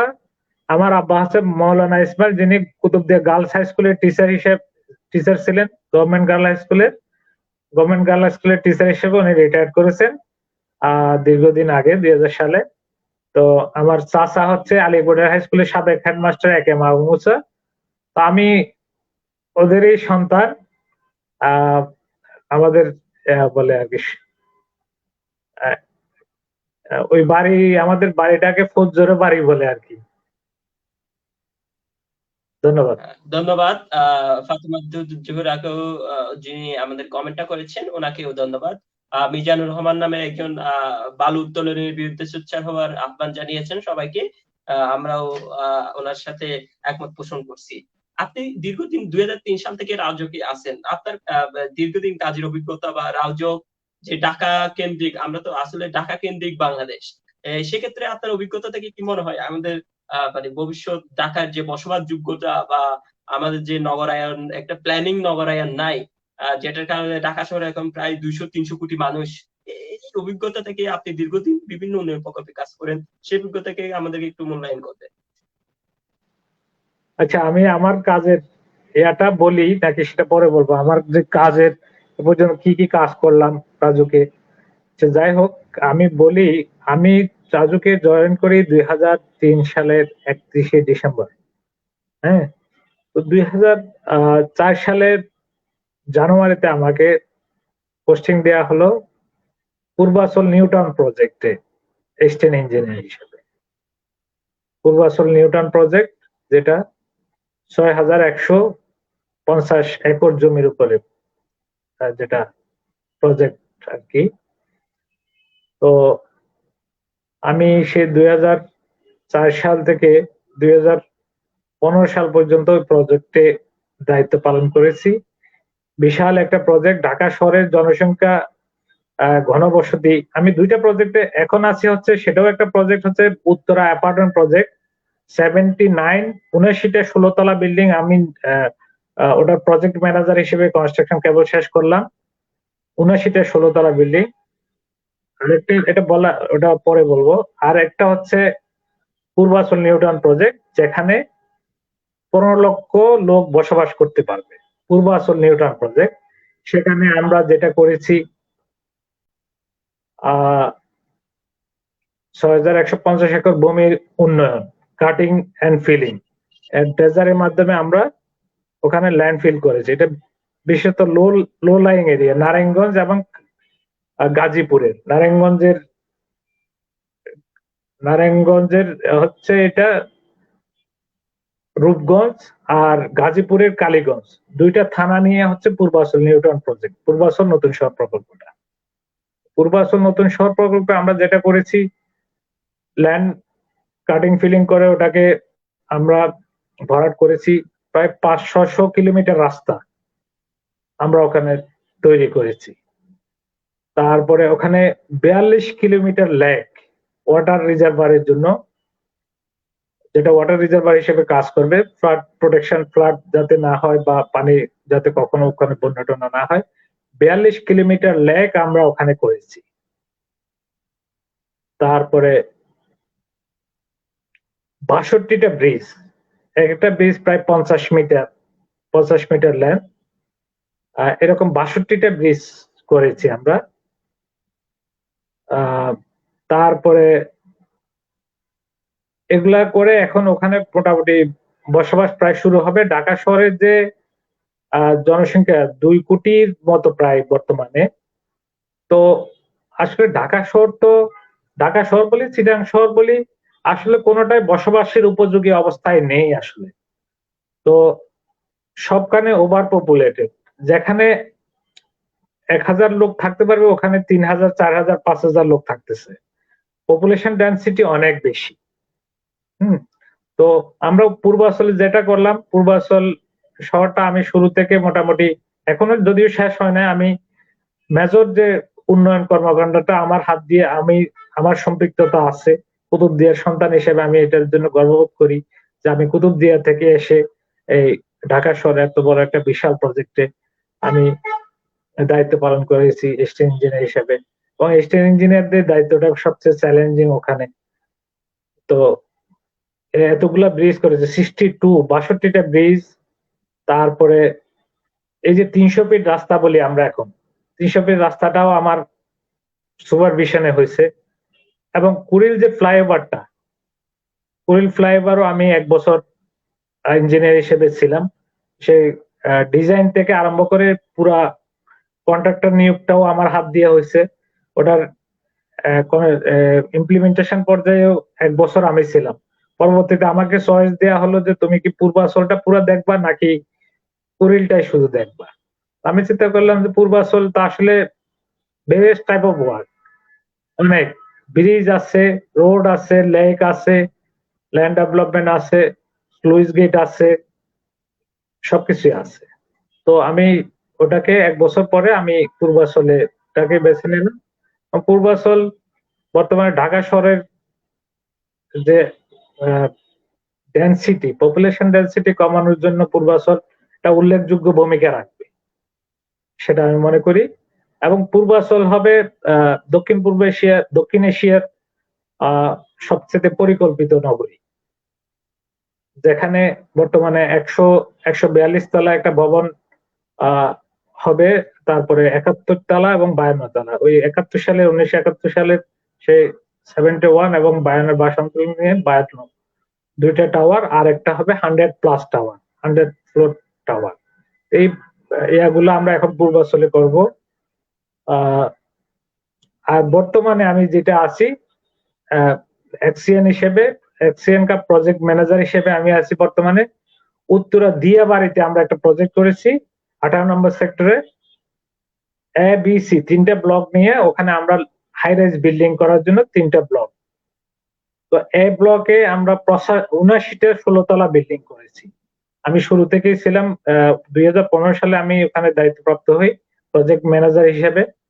তো আমি এখনো পর্যন্ত ওই প্রজেক্টে আছি প্রজেক্ট ম্যানেজার হিসেবে। ওখানে আমরা সে 79টা 16 তলা ভবনে প্রায় 30,000 লোকের বাসস্থানের ইয়া হবে, প্রায় 6,636টা অ্যাপার্টমেন্ট ওখানে আমরা করেছি। আমাদের আরো 2টা ব্লক আছে বি আর সি, ওখানে আমরা 52x2 প্রায় 104টা 16 তলা বিল্ডিং করব। 104 নম্বর 16 তলা বিল্ডিং আমরা বি আর সি ব্লকে করব। এসব করার উদ্দেশ্য হচ্ছে আসলে ঢাকা শহরের যে পপুলেশন ডেনসিটির এত ঘনত্ব, এটাকে কমিয়ে নগরটাকে বসবাস উপযোগী করা। আর পূর্বাচলে আমরা যেটা করতেছি, পূর্বাচলে 62,000 ফ্ল্যাট নির্মাণ করবো, 62,000 ফ্ল্যাট। তো এগুলো নিঃসন্দেহে 26,000 প্লট দেয়া হবে, দেয়া হয়ে গেছে অলরেডি 26,000 প্লট। আর 62,000 ফ্ল্যাট আমরা পূর্বাচলে নির্মাণ করব 5টা হাই রাইজ ব্লকে। তো এসবের মাধ্যমে আমরা রাজুক আশা করতেছি ঢাকা শহরের যে বসবাস উপযোগী করার জন্য কিছুটা হলেও সহায়ক হবে আর কি। তো এটাই ছিল। ধন্যবাদ। ধন্যবাদ। আপনি এখন ইঞ্জিনিয়ারিং হিসেবে অনেকদিন ধরে আছেন, বিভিন্ন প্রজেক্টে, বড় বড় প্রজেক্টে কাজ করছেন। কুতুবদিয়ার ছেলে হিসেবে আপনার কাছ থেকে কি আশা করতে পারে, আপনার ফিল্ড রিলেটেড, বা কুতুবদিয়ার মানুষ কি আশা করতে পারে?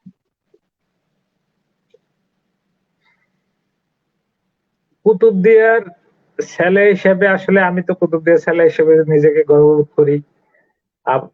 কিন্তু মানে দুঃখটা এই জায়গায় যে কুতুবদিয়াটা দিন দিন ভেঙে যাচ্ছে, সমুদ্রের পানির দ্বারা ইয়া হচ্ছে, ফ্লাডেড হচ্ছে। তো আমার যেটা করতে পারি সেটা হচ্ছে কুতুবদিয়ার সন্তান হিসেবে আমাদের অনেক বন্ধু বান্ধব, আমাদের ইঞ্জিনিয়ার বন্ধু বান্ধবদের কথা বলছি। অনেক ইঞ্জিনিয়ার বন্ধু বান্ধব বাংলাদেশের বিভিন্ন জায়গায় সরকারি লেভেলে এখন কর্মরত। সেটা বলি ওয়াটার বোর্ড, সেটা বলি এলজিইডি, সেটা বলি রোডস এন্ড হাইওয়ে, সেটা বলি গণপূর্ত অধিদপ্তর, সব জায়গায় আমাদের বন্ধু বান্ধব জানাশোনার মধ্যে ছোট ভাই বড় ভাই আছে, তারা বিভিন্ন ভালো পোস্টে আছে। যেমন যদি বলি এখন চিটাং ডিভিশনের রোডস এন্ড হাইওয়েজ এর ইঞ্জিনিয়ার হচ্ছে আমার খুব ক্লোজ বড় ভাই, ইঞ্জিনিয়ার হাফিজ ভাই। তো ওনাকে আমি বলছিলাম যে আপনি আমাদের কুতুবদিয়া রাস্তাঘাটের জন্য আপনি রোডস এন্ড হাইওয়ে কাজ কি, বড় বড় রাস্তাগুলাই কিন্তু তারা করে, মেরামত করে, তারা মেনটেনেন্স করে। তো হাফিজ ভাই কিন্তু কুতুবদিয়া এসে আমাকে ফোন দিছে, কুতুবদিয়া আসছিল, সে পুরো ঢাকা চিটাং ডিভিশনের রোডস এন্ড হাইওয়েজ এর সুপারিনটেন্ডেন্ট ইঞ্জিনিয়ার। তো সে কুতুবদিয়া এসে আমার ফোন দিছে, বলতে কাইসার আমি তোমার কুতুবদিয়া আসছি। তা আমি বললাম ভাই কুতুবদিয়া গেলে তো হবে না, কুতুবদিয়া আপনার রাস্তাঘাট গুলো যেগুলা আপনার, বলছে তুমি কোনো চিন্তা করো না। তো আমি তো আসলে জানি না কুতুবদিয়ার কোন বড় রাস্তাগুলো, বিশেষ করে যেটা মাঝখানের যে রাস্তাটা, এটাকে কি রাস্তা বলে, আজম রোড। আহ, আজম রোড, যেটা এটা রোডস এন্ড হাইওয়েজ এর ইয়াতে আর কি। তো আজম রোডটা যদি কোনো সমস্যা থাকে সেটা আমি হাফিজ ভাইকে বলতে পারবো। হাফিজ ভাই এখন দায়িত্বে আছে, উনি চাইলে আসলে এই রাস্তাটা ইয়া করতে পারে। এইভাবে আমি জাস্ট একটা এক্সাম্পল দিলাম। এভাবে ওয়াটার বোর্ডও বলি আমাদের খুব ক্লোজ সিনিয়র ভাইরা আছে, জুনিয়ররা আছে, বন্ধু বান্ধবরা আছে। তারপরে এলজিডি তে আছে, এলজিডি তে অসংখ্য অনেক উপজেলা ইঞ্জিনিয়ার আছে। তো তাদের মাধ্যমে আসলে আহ কুতুবদিয়ার কক্সবাজারের যদি দায়িত্বে কেউ না কেউ থাকে, তাদের মাধ্যমে আমি কুতুবদিয়ার জন্য উন্নয়নমূলক কাজ ভবিষ্যতে যেহেতু আরো উপরের লেভেলে যাব ইনশাল্লাহ, যদি আল্লাহ বাঁচায় রাখে, তারাও আরো উপরের লেভেলে যাবে, ডিসিশন মেকিং লেভেলে যাবে। তো সেই হিসেবে আশা করতেই পারি ইনশাল্লাহ, আশা করতে তো অসুবিধা নাই যে আমার বন্ধু বান্ধবরা যখন ওইসব চেয়ারে যাবে ডিসিশন মেকিং লেভেলে, আমার তো সুযোগ নাই রাজুক থেকে এসে কুতুবদিয়ার উন্নয়ন করা। আমার কাজটাই হচ্ছে আসলে রাজধানীর উন্নয়ন করা। আমার জবটাই হচ্ছে শুধু রাজধানী কেন্দ্রিক। তা আমার তো আর সুযোগ নাই যে বদলি হয়ে চিটাঙে বা কক্সবাজারে আসবে, সেরকম সুযোগ নাই।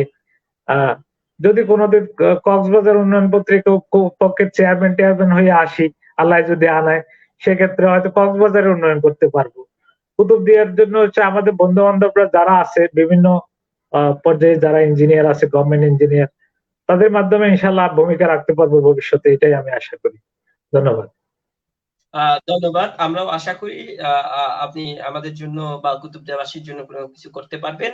অনেকেই পরবর্তীতে সংযুক্ত হয়েছেন, কে কোন জায়গা থেকে আমাদের অনুষ্ঠান দেখছেন জানাবেন, এবং কোনো প্রশ্ন থাকলে সেটা কমেন্ট বক্সে কমেন্ট করবেন। আহ, তরুণদের জন্য আপনার পরামর্শ কি, বা হচ্ছে যে ইঞ্জিনিয়ারিং পরে যে কেরিয়ার সে বিষয়ক আপনি আপনার মতামত একটু। হ্যাঁ, ধন্যবাদ। তরুণদের জন্য পরামর্শ হচ্ছে একটাই, সেটা হচ্ছে বেশি বেশি পড়ালেখার আসলে কোনো বিকল্প নেই। প্রথমত হচ্ছে পড়ালেখা করতে হবে। আমাদের কুতুবদিয়া হচ্ছে আহ একটু গ্রাম গ্রাম,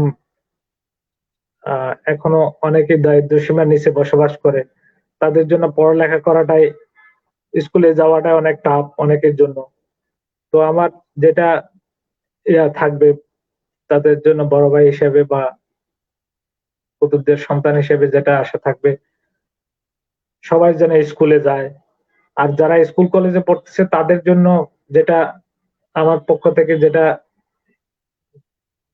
কমেন্টস থাকবে, সেটা হচ্ছে পড়ালেখার আসলে কোনো বিকল্প নাই।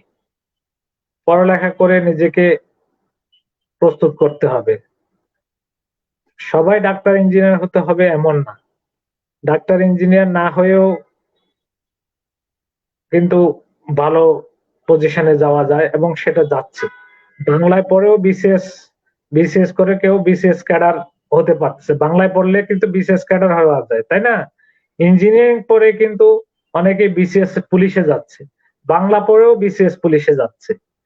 ইউনিভার্সিটিতে একজন ছেলে বাংলা সাবজেক্ট পড়ে, ইউনিভার্সিটি হোক বা কলেজে হোক, একটা ছেলে বাংলা সাবজেক্টে পড়ে বা যে একটা নর্মাল সাবজেক্টে পড়েও সে কিন্তু বিসিএস ক্যাডার হতে পারতেছে। তো কাজেই শুধু নট অনলি বিসিএস, সবাই বিসিএস ক্যাডার হবে এমনটা না। কেউ প্রাইভেট জব, প্রাইভেট মার্কেট তো অনেক বিশাল মার্কেট বাংলাদেশে। প্রাইভেট জব আছে, ব্যাংক আছে, বীমা আছে, তারপরে বিভিন্ন ইন্স্যুরেন্স, এরকম ফাইন্যান্সিয়াল ইনস্টিটিউট, ডাক্তার, ইঞ্জিনিয়ার তো আছেই। কাজেই পড়ালেখার আসলে কোনো বিকল্প নাই। পড়ালেখা করতে হবে, পড়ালেখা করে নিজেকে গঠন করতে হবে, ভবিষ্যতের জন্য নিজেকে প্রস্তুত করতে হবে। এটা চাইলেই সম্ভব। আমরা দেখেছি, আমরা হয়তো মধ্যবিত্ত ঘরের বা নিম্ন মধ্যবিত্ত ঘরের সন্তান ছিলাম, আমাদের তেমন একটা কষ্ট করতে হয় না। আমাদের বাপ চাচার একটু কষ্ট হলেও আমাদেরকে ওনারা মাসে মাসে টাকা যোগায়, পড়ালেখা খরচ যোগাইছে। কিন্তু আমাদের সাথে অর্ধেক ছেলেপিলের কথা আমি বলতে পারি, যারা ইঞ্জিনিয়ার ডাক্তার হয়েছে, তারা 2টা থেকে 3টা টিউশনি করত। 2টা থেকে 3টা টিউশনি করে তারা যথারীতি ভালো রেজাল্ট করছে। ইভেন দেখা গেল যে আমরা যারা টিউশনি করতাম না, আমাদের থেকেও তারা ভালো করছে। কিন্তু তাদের যে একটা ডেডিকেশন ছিল। আমরা কি করতাম, আমরা যেহেতু আহ ওই অভাবটা বোধটা ছিল না, পড়ালেখা হয়তো ওইভাবে করিনি, করছি, বাট ওদের মতো তো সিরিয়াসনেসটা ছিল না। আমি আরেকজনের বক্তব্য শুনছিলাম, সে রাত্রে টিউশনি করে ঘুমায় পড়তো, রাত্রে উঠে পড়ালেখা করতো। এই যে আমাদের ফার্স্ট বইয়ের কথা আমি বলতে পারি, সুয়েটে আমাদের সাথে যে ফার্স্ট বই হয়েছিল, শ্যামল আচার্য, সে বর্তমান সুয়েটের টিচার, আমার আমার বন্ধু, সুয়েটের প্রফেসর। তো ও কিন্তু সুয়েট থেকে আইসা চিটাং শহরে প্রতিদিন 2টা 3টা টিউশনি করতো, আর আমরা ওখানে আড্ডা দিতাম ক্যাম্পাসে। সে 2টা 3টা টিউশনি করে সে কিন্তু যথারীতি ওই 7টা 8টা দুপুরে চলে যাইতো, 7টা 8টায় আসতো। আইসা সে পড়ালেখা করতো, পড়ালেখা করে সে চুয়েটে ফার্স্ট হয়েছে। ইন্টারমিডিয়েট কিন্তু ওর রেজাল্ট আর আমার রেজাল্ট সেম ছিল। ইন্টারমিডিয়েট আমরা দুজনেই চিটাং কলেজে, সুয়েট, সুয়েটেও আমরা একসাথে একই বেসে সিভিলে। সে ইন্টারমিডিয়েট, তার আর আমার রেজাল্ট 12 মার্কের ডিফারেন্স ছিল মাত্র রেজাল্ট। বাট সুয়েটে যাইয়া তার, সে 3টে টিউশনি করতো, আমি টিউশনি করতাম। তো হলো কি, সে 3টে টিউশনি করলো, সে সিরিয়াসলি পড়ছে, মানে এটা ইয়া ছিল তার মধ্যে, জেদ ছিল যে আমাকে ভালো করতে, ডেডিকেশন ছিল, আমাকে ভালো করতেই হবে। এই যে ডেডিকেশনটা, সে ফার্স্ট হইলো। সে ফার্স্ট হয়ে সে আরো ভালো অন্য জায়গায় চাকরি করতে পারতো। সে এখন সুয়েটে টিচার হিসেবে রয়ে গেছে। সে চাইলে বিদেশেও চাকরি করতে পারতো। ডাক্তার ইঞ্জিনিয়ারদের জন্য তো বাইরে, কানাডা বলি, অস্ট্রেলিয়া বলি, ইউরোপ, আমেরিকা বলি, যেখানে যায় ডাক্তার ইঞ্জিনিয়াররা মোটামুটি ইয়া করতে পারে। আমাদের ম্যাক্সিমাম বন্ধু বান্ধবরাই তো এখন দেশের বাইরে আছে, হয় কেউ কানাডা, কেউ অস্ট্রেলিয়া, কেউ ইউকে, কেউ ইউএসএ আছে, প্রতিষ্ঠিত সবাই ওখানে, অনেক ভালোভাবে প্রতিষ্ঠিত। তো এটা সম্ভব যদি ডেডিকেশন থাকে। তরুণদের উদ্দেশ্যে এটাই আমার বলা, যদি ডেডিকেশন থাকে, আহ মনের মধ্যে যদি জেদ থাকে যে আমাকে পড়তে হবে, পড়ালেখা করে নিজের পায়ে দাঁড়াতে হবে, তাহলে এটা সম্ভব, অবশ্যই সম্ভব ভালো করা। ধন্যবাদ। ধন্যবাদ। এখন যারা ইঞ্জিনিয়ারিং পেশায় আছেন জুনিয়র হিসেবে, বা ইঞ্জিনিয়ারিং পড়তেছেন, ইঞ্জিনিয়ারিং এ যাবেন, ভবিষ্যৎ ইঞ্জিনিয়ার যাদেরকে বলা হয়, তাদের জন্য আপনার পরামর্শ কি থাকবে বা আপনার উপদেশ কি থাকবে? আমি বড় ভাই হিসেবে বলতে পারি, ইঞ্জিনিয়ার যারা বর্তমানে যাবে বা যারা বর্তমানে পড়ছে, ইঞ্জিনিয়ারিং এর একটা বিষয় কি, সেটা এখন ইঞ্জিনিয়ারিং ফিল্ডটা অনেক বড়। আমরা যখন পড়তাম তখন ইঞ্জিনিয়ারিং বলতে শুধু সিভিল, ইলেকট্রিক্যাল, মেকানিক্যাল আর কম্পিউটার ইঞ্জিনিয়ার তখন আসছে নতুন, এই কয়টা। আর বুয়েটে একটা সাবজেক্ট এক্সট্রা ছিল, সেটা হচ্ছে আর্কিটেকচার। বুয়েটে 5টা ছিল, বিআইটি তে 3টে সাবজেক্ট ছিল, সিভিল, ইলেকট্রিক্যাল, মেকানিক্যাল ছিল বিআইটি সমূহে, মানে সুয়েট, টুয়েট, কুয়েট, ডুয়েট যেগুলো বলি আমরা। আর বুয়েটে এর বাইরে ছিল কম্পিউটার সায়েন্স এবং আর্কিটেকচার আমাদের সময়। এখন কিন্তু মাশাআল্লাহ অনেক সাবজেক্ট, ইঞ্জিনিয়ারিং এ অনেক সাবজেক্ট, ওয়াটার রিসোর্স বলি বা কেমিক্যাল ইঞ্জিনিয়ারিং বলি, আরো আরো অনেক, মেটালার্জিক্যাল ইঞ্জিনিয়ারিং বলি, ক্লাব ম্যানেজমেন্ট, নগর পরিকল্পনা। ইউআরপি, আরবান রিজিওনাল প্ল্যানিং, হ্যাঁ অনেক সাবজেক্ট আছে। তো এখন যারা পড়ছে এবং যারা ভবিষ্যতে পড়বে, যারা ইঞ্জিনিয়ার হতে আগ্রহী, তাদের জন্য ইয়া হচ্ছে ইঞ্জিনিয়ারিং পড়লে আসলে চাকরি বাংলাদেশে বলি দেশের বাইরে বলি ইঞ্জিনিয়ারদের আল্লাহর মতো চাকরির অভাব হয় না।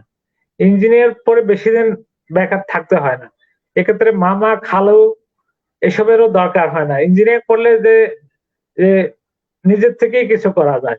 আর ইঞ্জিনিয়াররা চাইলে আমারও একসময় স্বপ্ন ছিল। আমি যদি রাজুকে না যাইতাম হয়তো আমি এখন অস্ট্রেলিয়া বা কানাডায় আমার টার্গেট ছিল ওরকম। আমার বন্ধু-বান্ধবরা চলে যাচ্ছে বলে যে এখানে কি করবি? এখানে হয়তো তখনকার দিনে আমরা ৫-১০ হাজার টাকা বেতনে চাকরি করতাম আজ থেকে ২০ বছর আগে। হ্যাঁ? তো কয় এই বেতনে কি করবি? যে চল দেশের বাইরে যা। তো দেশের বাইরে কিন্তু ইঞ্জিনিয়ার যারা পড়ে তারা কিন্তু অস্ট্রেলিয়া বলি, কানাডা বলি, ইউরো আমেরিকা বলি সবখানে তারা চাইলে কিন্তু সব জায়গায় ভালো করতে পারে। ওখানে যাইয়া একটা ইমিগ্রেশন একটা স্কলারশিপ বা ইমিগ্রেন্ট হয়ে ওখানে যাইয়া ওখানে কাজ করে কাজ করার ফাঁকে ফাঁকে পড়ালেখা করা যায়। এখন অনেকেই করতেছে। তো কাজেই আর দেশের কথা বলি ইঞ্জিনিয়াররা কিন্তু আহ ইঞ্জিনিয়ারদের চাকরি কিন্তু দেশে আল্লাহর রহমতে ভালোই আছে। ইঞ্জিনিয়াররা বেকার, বিশেষ করে গ্রাজুয়েট ইঞ্জিনিয়ার যারা বেকার আছে সেরকম আমার কাছে দেখা গেল যে আমরা অনেক সময় নতুন প্রজেক্টে যখন যাই আমরা ইঞ্জিনিয়ার খুঁজি। আমি যখন ১৫ সালে আমি যখন প্রজেক্ট ম্যানেজার হিসেবে ওই ৭৯টা ১৬ তলা ভবন আমরা যখন শুরু করতে যাচ্ছিলাম, যেটা এখন শেষ করছি প্রায়।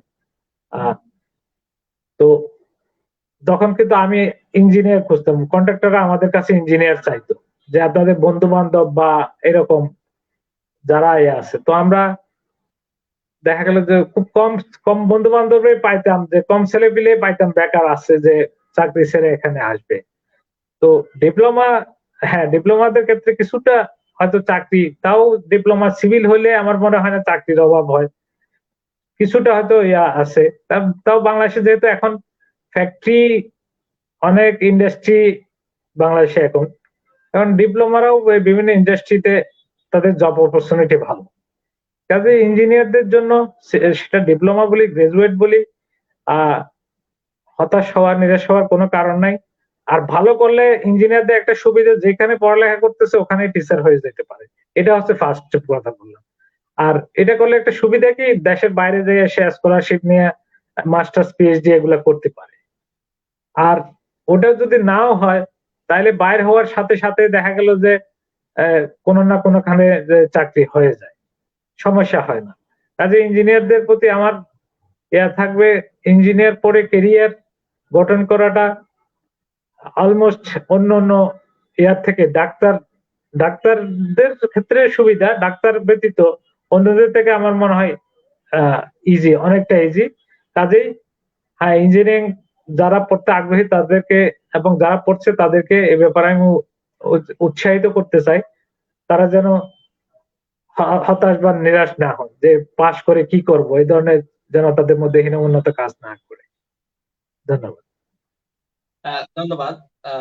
কুতুবদিয়ায় অনেক সমস্যা আপনার, এই যে যোগাযোগগত সমস্যা, বিদ্যুৎ সমস্যা, তারপর হচ্ছে যে মূল ভূখণ্ড থেকে বিচ্ছিন্ন থাকায় যে আমাদের যে উপকূলের যে ঘূর্ণিঝড় বা বিভিন্ন সময় এই সমস্যাটা প্রাকৃতিক, এবং হচ্ছে যে বেড়িবাঁধ সমস্যা, সব সমস্যার মধ্যে আপনি কোন সমস্যাটাকে বড় করে দেখেন এবং সমাধানের উপায় কি মনে হয়? এটা তো আগেও আলোচনা করেছি। এটা ওয়ান এন্ড অনলি একটাই প্রথম বিদ্যুৎ, বেড়িবাঁধ আর বিদ্যুৎ আমি দুইটাকে পাশাপাশি বলতে পারি। বাট এই মুহূর্তে যেটা সবচেয়ে বেশি প্রয়োজন সেটা হচ্ছে বেড়িবাঁধ। আর আগে তো বাসা, বিদ্যুৎ হচ্ছে বিদ্যুৎ নেসেসিটি, বাট এটা হলো ইয়াটা হচ্ছে বেড়িবাঁধটা হচ্ছে এটা হচ্ছে বার্নিং ইস্যু। এটা হচ্ছে ফার্স্ট প্রায়োরিটি। তো দেখি আমরাও আমাদের লেভেলে চেষ্টা করব। তোমরা যারা আহ, আহ, দীপশিখাতে যারা আছো তোমরা বিভিন্ন প্রেস ব্রিফিং ট্রিপিং এর আয়োজন করতে পারো, আমরা ঢাকা শহরে যারা আছি সবাই মিলে মানববন্ধন করতে পারি। আমাদের তোমাদের দীপশিখার যারা আছো, তোমরা যারা আছো তাদের সাথে আমাদের এমপি মহোদয়ের আমি জানি খুব ভালো সম্পর্ক তোমাদের সাথে। এমপি মহোদয়ের মাধ্যমে এটা সংসদে উত্থাপন করা যায়। একবার দুইবার তিনবার এভাবে বললে তো একবার না একবার আল্লাহর রহমতে এটা কাজ হওয়ার কথা। তো ফার্স্ট চেয়া হচ্ছে এমপি মহোদয়ের মাধ্যমে আসলে সমস্যাটা সমাধান করা হচ্ছে ফার্স্ট চেয়া। দ্বিতীয়ত হচ্ছে আমাদেরটা করতে হবে, সে রুট লেভেলে হোক, সে ঢাকা বুকে হোক, সব জায়গায় এই যে মানববন্ধন, সভা, সেমিনার, প্রেস ব্রিফিং এসব করে আমাদেরকে আসলে এই দাবিটা, আমাদের যে প্রাণের দাবি, বেড়িবাঁধের দাবি, টেকসই বেড়িবাঁধ না শুধু টেকসই একটা সাস্টেইনেবল একটা বাঁধ আমাদের দরকার, সেটা আমাদেরকে যে কোনো ভাবে আমাদেরকে আদায় করতে হবে। ধন্যবাদ। ধন্যবাদ। আমরাও যখন এমপি সাহেবের সাথে দেখা হয় আমাদের দীপশিখার কাজে, তখন আমরা আমাদের কাজের সাথে সাথেই বলি যে আমাদের দ্বীপের রক্ষায় যেটা আমাদেরকে সাহায্য করে, তো আমাদের যেটা স্থান বিটে সেটা না থাকলে আমাদের সহযোগিতা তো আসলে দীপশিখার সহযোগিতা কাজে আসবে না। আমরা সেটা যেভাবে বলা সম্ভব হয় আমাদের পক্ষ থেকে স্টুডেন্ট হিসেবে বা ছোট হিসেবে সেভাবে আমরা সবসময় ওনার মাইন্ডে এটা দিয়ে থাকি। বিগত সময়েও আমরা এটা চেষ্টা করেছি। এই আর কি। না, আপনার এটার জন্য জীবনের এটা স্মরণীয় ঘটনা কি? জি জি, তার আপনি আগে একটু কি বলেন? বলে নিই, তার আগে একটু বলে নিই। এটার জন্য আসলে তোমাদের কথা বলতেছি, এই জন্য তোমাদের সাথে এমপি মহোদয় দেখলাম যে খুব ভালো রিলেশন। আমি একটা প্রোগ্রামে গিয়ে দেখলাম তোমাদের সাথে খুব একবারে ওনার সম্পর্কটা অন্যরকম ভালো সম্পর্ক। তোমাদের বিভিন্ন প্রোগ্রামে উনি আসেন আমি জানি। তো এই জন্য বলা, আসলে এটা হবে কি, এমপি এমপি মহোদয়ের কিন্তু ভোট লাগবে, তাই না? তো এটা হচ্ছে আমাদের রোড লেভেলে, জি আমাদের গ্রামে যে এই দিন একটা মানববন্ধন হলো, এটা কিন্তু ন্যাশনাল পর্যায়ে পত্রিকায়ও কিন্তু এসেছে। হ্যাঁ, এই যে এটা মানববন্ধন করলো না আমাদের কোন জায়গায় যেন, ওই যে বেড়িবাঁধের জন্য কাইসার পাড়ার ওদিকে। হ্যাঁ ওদিকে হ্যাঁ, মনে হয় কোন এক জায়গায় তরুণের এটা, ওদিকে। হ্যাঁ এটা মানববন্ধন করেছিল। কক্সবাজারও মনে হয় একটা করেছে, কুতুবদিয়ার বাসীরা, কক্সবাজার যারা কুতুবদিয়ার অধিবাসীরা তারাও মনে হয় একটা করেছিল মোস্ট প্রবাবলি। তো এই ইয়াগুলা কিন্তু এমপি সাহেবের, এভাবেই কিন্তু এমপি সাহেবকে ইয়া করতে হবে, স্মারকলিপি দিতে হবে। কারণ ওনারা জননেতা, ওনাদেরকে জনগণের মাধ্যমেই ওনাদের কাছে যাইতে হবে। এটা ঠিক। তোমরা ছাত্র মানুষ হিসেবে আর কতটুকু তোমাদের কথা রাখবে সেটা তো বিষয়, তাই না? হ্যাঁ। তো এখন আসি হচ্ছে স্মরণীয় ঘটনা কথা বলছিলাম না? স্মরণীয় ঘটনা তো অনেকই আছে। তো স্মরণীয় ঘটনা আমার না শুধু কুতুবদিয়া, যারা 91 এর আগে জন্ম, যাদের বুদ্ধি হয়েছে, তাদের সবচেয়ে জীবনের স্মরণীয় ঘটনা হচ্ছে 91 এর সাইক্লোন। হ্যাঁ, তো তোমাদের জন্ম হয়তো তখন হয় নাই ফোরকান, না? না, আমার 3-4 আরো পরে, 6 বছর। হ্যাঁ, পরে। তো আমরা যারা 91 এর আগে, আমি তখন পরীক্ষার্থী, এসএসসি পরীক্ষার্থী ছিলাম। 91 তে যারা আমাদের, তখন আমরা দেখছি যে এটা প্রলয়ঙ্করী করি যে ঘূর্ণিঝড় বলে, এটার যে হিংস্র রূপ, এটার যে ভয়াবহতা, এটা আমরা দেখছি। এটা এটা বলার মতো না। আমি যখন আমার ফাদারের সাথে পরদিন সকালে সাইক্লোনের 30 তারিখ 30 এপ্রিল সকালে, আমি যখন রাস্তা তো ছিল না, রাস্তা সব ভেঙে ট্যাঙ্গে একাকার হয়ে গেছে, রাস্তায় নাই। মানে কোনো মতে ইয়া করে করে সাইক্লোন সেন্টার থেকে ভোরবেলায় যখন আমার ফাদারের সাথে যখন বাড়ির দিকে আসলাম, দেখলাম যে কোথাও চিনে না, পথে পথে শুধু লাশ আর লাশ। হ্যাঁ, আসার সময় দেখলাম যে গরু ছাগল মানুষ সব ভাসতেছে পথে পথে বিভিন্ন জায়গায়। মানে এটা ভয়ঙ্কর একটা অবস্থা, যেটা মানে দীর্ঘদিন পর্যন্ত লাশ পাওয়া গেছে। দেখা গেলে ধান খেতে পড়ে আছে মানুষ, গন্ধ বাড়লে তখন বুঝতে পারছে যে ওখানে একটা লাশ পড়ে আছে।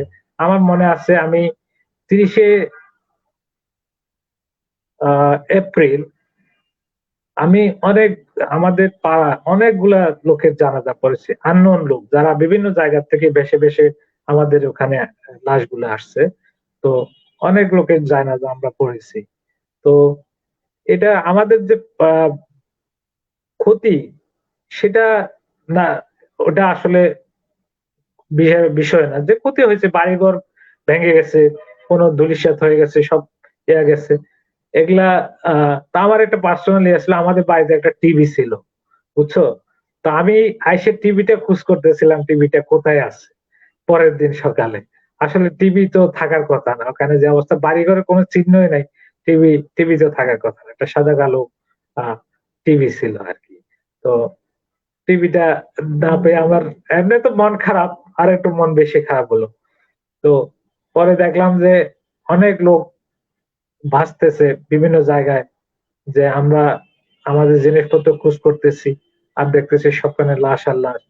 তো এটা দেখে আসলে ভীষণ ভাবে আমরা, এটা অনেক নাড়া দিছিল। যারা আমরা কুতুবদিয়া ছিলাম বা যারা উপকূলীয় এলাকায় ওই দিন ছিল, তারা আসলে জানে যে ওটার ভয়াবহতা কিরকম ছিল। এটা প্রবলেম করে, যারা বাইরে ছিল তারা সেটা কখন বুঝতে পারবে। ধন্যবাদ। ধন্যবাদ আপনার জীবনের স্মরণীয় ঘটনা আমাদেরকে শেয়ার করার জন্য। এস এম গিয়াসুদ্দিন নামের একজন কমেন্ট করেছেন, ব্যক্তিগতভাবে কুতুবদিয়ার জন্য স্যারের কি আবেদন, সরকারের কাছে আপনার কি আবেদন ব্যক্তিগতভাবে, উনি জানতে চেয়েছেন গিয়াসুদ্দিন নামের। হ্যাঁ, ধন্যবাদ প্রশ্নকর্তাকে। আসলে সরকারের কাছে আমরাও গভর্নমেন্ট জব করি। তো আমাদের বন্ধু বান্ধবরা এখন যেটা হচ্ছে, আমরা হয়তো আল্লাহর রহমতে যখন আরেকটু এইজের দিকে যাচ্ছি বেঁচে থাকলে, আমাদের বন্ধু বান্ধবরাই সচিব হচ্ছে, আমাদের বন্ধু বান্ধবরাই চিফ ইঞ্জিনিয়ার, আমরাই চিফ ইঞ্জিনিয়ার হব। দেখা গেল যে ওয়াটার বোর্ডে চিফ ইঞ্জিনিয়ার হবে আমার বন্ধু।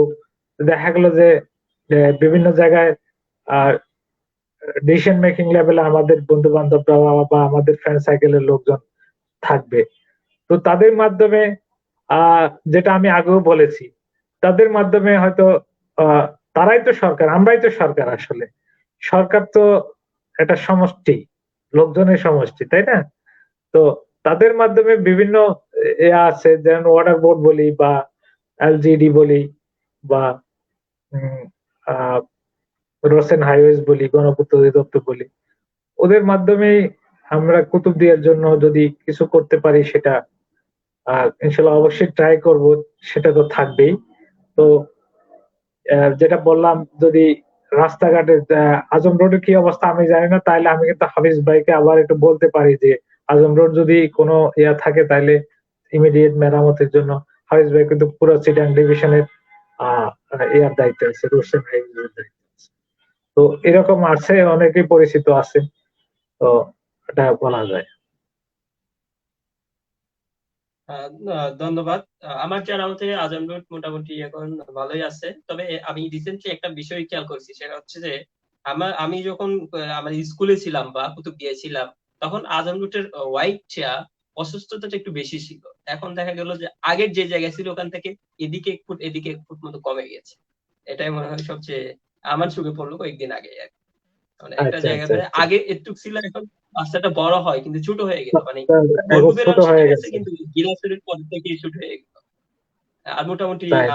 আমি এই দিন করার আচ্ছা, সময় দেখলাম মোটামুটি আমি ঠিকই এই আছে। বিষয়টা নিয়ে হাফিজ ভাইয়ের সাথে আলাপ করব, তোমার এই বিষয়টা নিয়ে, যে পারলে ওনাকে কুতুবদিয়া সফরে আবার আসতে বলবো, যদি কোনো এস্টিমেট করে রাস্তাটা বড় করা যায়, এটা আমি কথা বলে দেখবো। ধন্যবাদ। আপনি তো দীর্ঘদিন ধরেই ঢাকায় আছেন, আপনার ফ্যামিলি ঢাকায় আছে। কুতুবদিয়া হয়তো আপনার রাজকের চাকরি করে কুতুবদিয়া হয়তো আপনার চাকরি জীবনে আসা সম্ভব হবে না। যদি কখনো আপনার কুতুবদিয়া আসা সম্ভব হয় বা থাকা সম্ভব হয়, বা আপনার যখন আপনি অবসরে যাবেন, তখন আপনার কুতুবদিয়াকে ঘিরে কোনো পরিকল্পনা আছে কিনা? হ্যাঁ, অবশ্যই কুতুবদিয়াকে গিয়ে পরিকল্পনা আছে। আমি আমি তো একটা নগণ্য মানুষ, আমি তো আগেই বলেছি আমি কোনো সেলিব্রিটি না, সেরকম কিছু না। আমাদের থেকে অনেক বড় বড় স্যাররা কুতুবদিয়ার সচিব স্যার, কুতুবদিয়া থেকে 2-3 জন স্যার সচিব হয়েছেন। হ্যাঁ, তো ওনাদের তুলনায় আসলে আমরা তেমন কিছুই না। তো তারপরেও যদি যদি অবসরে যাই, তখন কুতুবদিয়া যদি আল্লাহ যদি তৌফিক দেন, কুতুবদিয়ার জন্য, কুতুবদিয়াতে যদি এই মানুষের উপকারার্থে কোনো কিছু চ্যারিটি টাইপের কিছু করতে পারি সেটা তো অবশ্যই মনের মধ্যে আছে। যদি আল্লাহ সহায় হন অবশ্যই চেষ্টা করবো চ্যারিটি। এখনো চ্যারিটির মধ্যে আছি, এখন হচ্ছে ব্যক্তি লেভেলে, সামষ্টিক লেভেলে যাতে কিছু একটা করতে পারি সেজন্য চিন্তা আছে, অবশ্যই আছে আল্লাহর মধ্যে, যদি আল্লাহ সহায় হন। আল্লাহ আপনাকে সে তৌফিক দিন, আমরা সেই কামনা করছি। দীপশিকার আরেকজন উপদেষ্টা ইয়াসির আরাফাত ভাই আপনাকে আপনার জন্য শুভ কামনা জানিয়েছেন। আমরা অনুষ্ঠানের প্রায় শেষ পর্যায়ে, এতক্ষণ ধরে যারা আমাদের অনুষ্ঠান দেখছেন সকলকে অশেষ ধন্যবাদ, সকলকে আবারও স্বাগত। আপনারা পরবর্তীতে যারা সংযুক্ত হয়েছেন, কে কোন জায়গা থেকে সংযুক্ত হয়েছেন জানাবেন, এবং হচ্ছে আমাদের অনুষ্ঠানটি কেমন লাগলো সেটা কমেন্ট বক্সে জানাবেন। কোনো প্রশ্ন থাকলে সেটাও কমেন্ট বক্সে জানাবেন। আমরা অনুষ্ঠানের প্রায় শেষ পর্যায়ে, যারা সংযুক্ত ছিলেন সকলকে ধন্যবাদ। আপনি তো দীর্ঘদিন ধরে মানে আমরা যখন দীপশিখা প্রতিষ্ঠা হলো 2017 সালে, তখন থেকে আপনি আপনি আমাদের সাথে ছিলেন, বা আমাদের বিভিন্ন কার্যক্রমে আপনি জয়েন করছিলেন, বা আমাদের সব মোটামুটি সব কার্যক্রমে আপনি ইনভলভ থাকেন। সেই দৃষ্টিকোণ থেকে আমাদের কার্যক্রম, দীপশিখার কার্যক্রমের একটা মূল্যায়ন করবেন। ধন্যবাদ। দীপশিখা যারা আছে তাদেরকে সবাইকে আমি অন্তরের অন্তঃস্থল থেকে অনেক ধন্যবাদ, সাধুবাদ জানাই। দীপশিখা যেটা করছে সেটা করতে সত্যি প্রশংসার দাবি রাখে। তারা তারা আমি বলবো অনেক অনেক ফরওয়ার্ড। তারা যে চিন্তা করে স্টুডেন্ট হয়েও তারা ঢাকা শহরে কুতুবদিয়া, সুদূর কুতুবদিয়া থেকে ঢাকা শহরে যায় একটা প্রতিষ্ঠান করা। প্রথমত ঢাকা শহরে কিন্তু কুতুবদিয়া সমিতি নামে কোনো একটা সমিতি কিন্তু হয়নি। কিন্তু তোমরা যারা দীপশিখা করেছো, কয়েকজন ছাত্র মিলে, প্রথমে কয়েকজন ছিল, এখন আস্তে আস্তে দিনকে দিন বাড়তেছে ঢাকা শহরের স্টুডেন্টের সংখ্যা। বিভিন্ন ইউনিভার্সিটিতে ঢাকা শহরের সরকারি বেসরকারি ইউনিভার্সিটিতে কুতুবদিয়ার ছাত্র সংখ্যা দিন দিন বৃদ্ধি পাচ্ছে। তোমরা সবাইকে একটা প্ল্যাটফর্মে এনে দাঁড় করাইছো, মানে সবার মধ্যে একটা যোগাযোগ, যে বিভিন্ন প্রোগ্রাম করো, ইফতার পার্টি করো, তারপরে তোমরা মিলন মেলা করি একটা বাৎসরিক মিলন মেলা করো, তারপরে তোমরা বিভিন্ন গেট টুগেদার করো। হ্যাঁ, তো এখন তোমরা যেটা করতেছো আর সবার একজনের সাথে একজনের যোগাযোগ রক্ষা করতেছো, যেটা সেটা সত্যি প্রশংসার দাবি রাখে। আর ছাত্র হিসেবে আসলে আমাদের সময় আমরা যেটা করতে পারি নাই, বা আমরা যেটা চিন্তা করি নাই, তোমরা সেটা করছো। এই জন্য আমি সত্যি, তোমরা যখন আমাকে কোনো প্রোগ্রামে দাওয়াত দাও বা কোনো কিছুর জন্য বলো, আমি যত সম্ভব চেষ্টা করি তোমাদের সাথে থাকার জন্য। মোটামুটি তোমাদের সব প্রোগ্রামে হয়তো কোনো কোনো কারণে প্রেজেন্ট থাকতে না পারলেও আমি অন্যভাবে চেষ্টা করি তোমাদেরকে মানে তোমাদের সাথে থাকার জন্য। তো তোমাদের যে তোমরা দেখা গেল যে গত করোনার সময় বিভিন্ন জায়গায় ইফতার ইফতার বিলি করেছো। তারপরে কিছুদিন আগে ফোরকান আমাকে বললাম, তুমি মনে বলছিলেন যে কুতুবদিয়ায় অনেক স্কুলে গাছের চারা রোপণ করেছো, তাই না? জি, কুতুবদিয়ায় বিভিন্ন জায়গায় কয়টা স্কুলে যেন গাছের চারা রোপণ করেছো, তারপরে বিভিন্ন পাবলিক প্লেসে গাছের চারা রোপণ করেছো। তারপরে আমার কাছে আরো ওরা বলে যে আমরা কিছু সেমিনার করি। হ্যাঁ, তোমরা এখন ছাত্রদেরকে অ্যাওয়ার করার জন্য অনলাইনে সেমিনার করতেছো, অনলাইন অফলাইন সবখানে তোমরা সেমিনারের আয়োজন করতেছো, যে কিভাবে হায়ার এডুকেশনে ভর্তি হওয়া যায়, এইসব নিয়ে তোমরা অ্যাওয়ার করতেছো সবাইকে। এটা সত্যি প্রশংসার দাবি রাখে। আমি এক কথায় বলতে গেলে তোমাদের উদ্যোগের খুবই প্রশংসা করি, এক কথায় এক্সেলেন্ট। ধন্যবাদ। আপনি আপনি মানে দীপশিখার কাছে কি প্রত্যাশা করেন? 5-10 বছর পরে আপনি দীপশিখাকে কোন অবস্থায় দেখতে চান? আমি দেখতে চাই কুতুবদিয়ার ঢাকায় যারা কুতুবদিয়ার ছেলে পেলে আছে সবাই একজন অপরজনকে চিনবে, একজনের বিপদে আরেকজন এগিয়ে আসবে, এখনো আসতেছো তোমরা।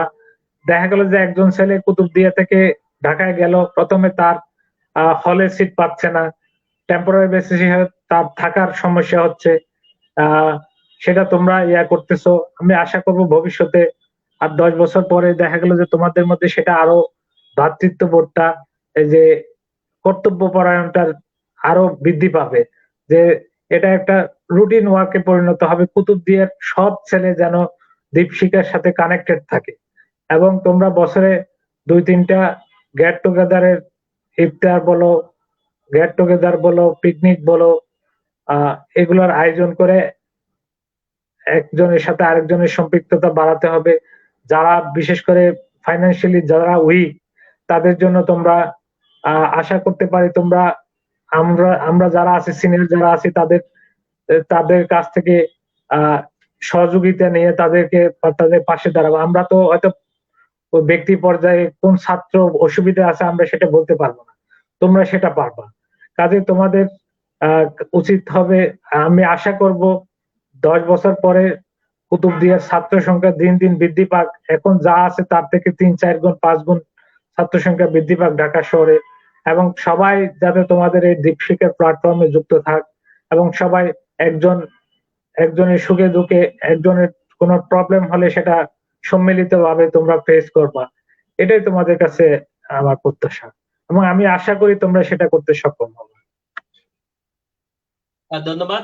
এটা আমাদের রুটিনেও আছে। আমরা একটা স্কলারশিপ, যারা দরিদ্র বা মেধাবী তাদের জন্য একটা ফান্ড অ্যারেঞ্জ করার চেষ্টা করতেছিলাম। আমাদের মোটামুটি পলিসি মেকিংটাও শেষ হয়ে গেছিল, কিন্তু করোনার কারণে আমরা আপনাদের কাছে রিচ করতে পারি নাই বা ফান্ড অ্যারেঞ্জ করতে পারি নাই। আমরা খুব শীঘ্রই যদি সবকিছু পরিস্থিতি সুন্দর হয় বা সবাই যদি আমরা ঢাকায় ফিরি, তখন আমাদের এটা পরিকল্পনায় আছে। এবং আপনি যেটা বলছিলেন কুতুবদিয়া সমিতি, আমাদের দীর্ঘ একটা 5-10 বছর পরে আমরা এই দীপশিখা থেকেই কুতুবদিয়া সমিতি নামে একটা সমিতি হবে। সেই টার্গেট থেকে বা সেই দিকে আমরা এগিয়ে যাচ্ছি। আপনারা, আমরা যারা স্টুডেন্ট আছি, স্টুডেন্টরাও একসময় গিয়ে অভিভাবক হবে। আপনারা যারা আছেন সবাইকেও আমরা এঙ্গেজ করে একসময় আমরা আশা করি ঢাকায় কুতুবদিয়া সমিতি নামে একটা সমিতি হবে।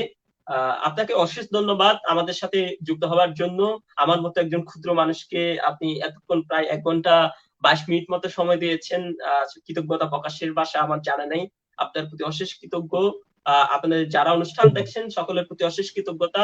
আমার পক্ষ থেকে কৃতজ্ঞতা, দীপশিখার পক্ষ থেকে কৃতজ্ঞতা, কুতুবদিয়াবাসীর পক্ষ থেকে কৃতজ্ঞতা, এবং যারা এখনো দেখছেন সকলকেও ধন্যবাদ জানাচ্ছি। সর্বশেষ আপনি যারা দেখছেন, আমাদের পরবর্তীতে একজন আমাদের প্রতিষ্ঠাকালীন সেক্রেটারি এজামুদ্দিন ভাই আমাদের আপনাকে সালাম জানিয়েছেন। আমাদের উপদেষ্টা ওয়ালাইকুম আসসালাম। মিজানুর রহমান স্যার আপনার এই সংলাপের প্রশংসা করেছেন। মিজান স্যার, সকলকেই ধন্যবাদ। অনেকের কমেন্ট হয়তো আমি সময় স্বল্পতার কারণে তুলে আনতে পারিনি। যারা দেখছেন সকলকে অশেষ ধন্যবাদ। আমাদের সংলাপ পর্বটি ভালো লাগলে শেয়ার করবেন, এবং আপনার কোনো মতামত থাকলে এই ফেসবুক লাইভ সম্পর্কে সেটাও কমেন্ট বক্সে জানাবেন, আমাদের পেজে জানাবেন। সকলকে ধন্যবাদ। আপনি সর্বশেষ দর্শকদের উদ্দেশ্যে কি বলবেন? আপনি চাইলে আঞ্চলিক ভাষায় বলতে পারেন বা আমাদের কুতুবদিয়ার ভাষায় বলতে পারেন। দর্শকদের আমি দীপশিখাকে অ্যাগেইন ধন্যবাদ জানাচ্ছি আমাকে আজকে এখানে সুযোগ করে দেওয়ার জন্য, যে কুতুবদিয়ার অনেক দর্শক আজকে যারা বিভিন্ন কুতুবদিয়া থেকে কক্সবাজার, চিটাগাং, ঢাকা বা বাংলাদেশের বিভিন্ন প্রান্তে, এবং ইভেন দেশের বাইরে থেকেও দুই একজন হয়তো বা কয়েকজন হয়তো বা দেখছে। সবাইকে আমি অনেক কৃতজ্ঞতা প্রকাশ করছি। আপনারা যে কষ্ট করে যে আমাদের প্রোগ্রাম দেখছেন, এই জন্য অসংখ্য ধন্যবাদ। তো সবাই ভালো থাকবেন এবং আমার জন্য দোয়া করবেন, এটাই আমি বলবো। আমার দীপশিখাকে যাতে দিন দিন আরো আহ উন্নতি করে, দীপশিখা যাতে আরো আহ সুনাম করতে পারে, সেজন্য দীপশিখার জন্য সবাই আমরা সহযোগিতার হাত বাড়িয়ে দেব, এটা প্রত্যাশা করি। আহ পরিশেষে আমি সবাইকে কৃতজ্ঞতা এবং ধন্যবাদ জানাচ্ছি, এবং দোয়া কামনা করে আমি বিদায় নিচ্ছি। আসসালামু আলাইকুম। আপনাকে অশেষ ধন্যবাদ। সর্বশেষ একটা আমরা কমেন্ট পরে শোনাতে চাই। জিয়াউর রহমান নামের একজন কমেন্ট করেছেন আজম, আমিও সেটা বলেছি, আপনি হয়তো সেটা মাইন্ডে রাখবেন। আপনাকে ধন্যবাদ। যারা সংযুক্ত ছিলেন এতক্ষণ পর্যন্ত আমাদের অনুষ্ঠান ধৈর্য ধরে দেখলেন, সকলকেই ধন্যবাদ। মিজান স্যারকে ধন্যবাদ, এজাম ভাইকে ধন্যবাদ। অনেকের নাম আমি হয়তো নিতে পারতেছি না, সকলকে ধন্যবাদ। সকলের দীর্ঘায়ু সুস্থায়ু কামনা করে আজকের মতো বিদায় দিচ্ছি। আল্লাহ হাফেজ। দেখা হবে পরবর্তী সংলাপ পর্বে। আল্লাহ হাফেজ।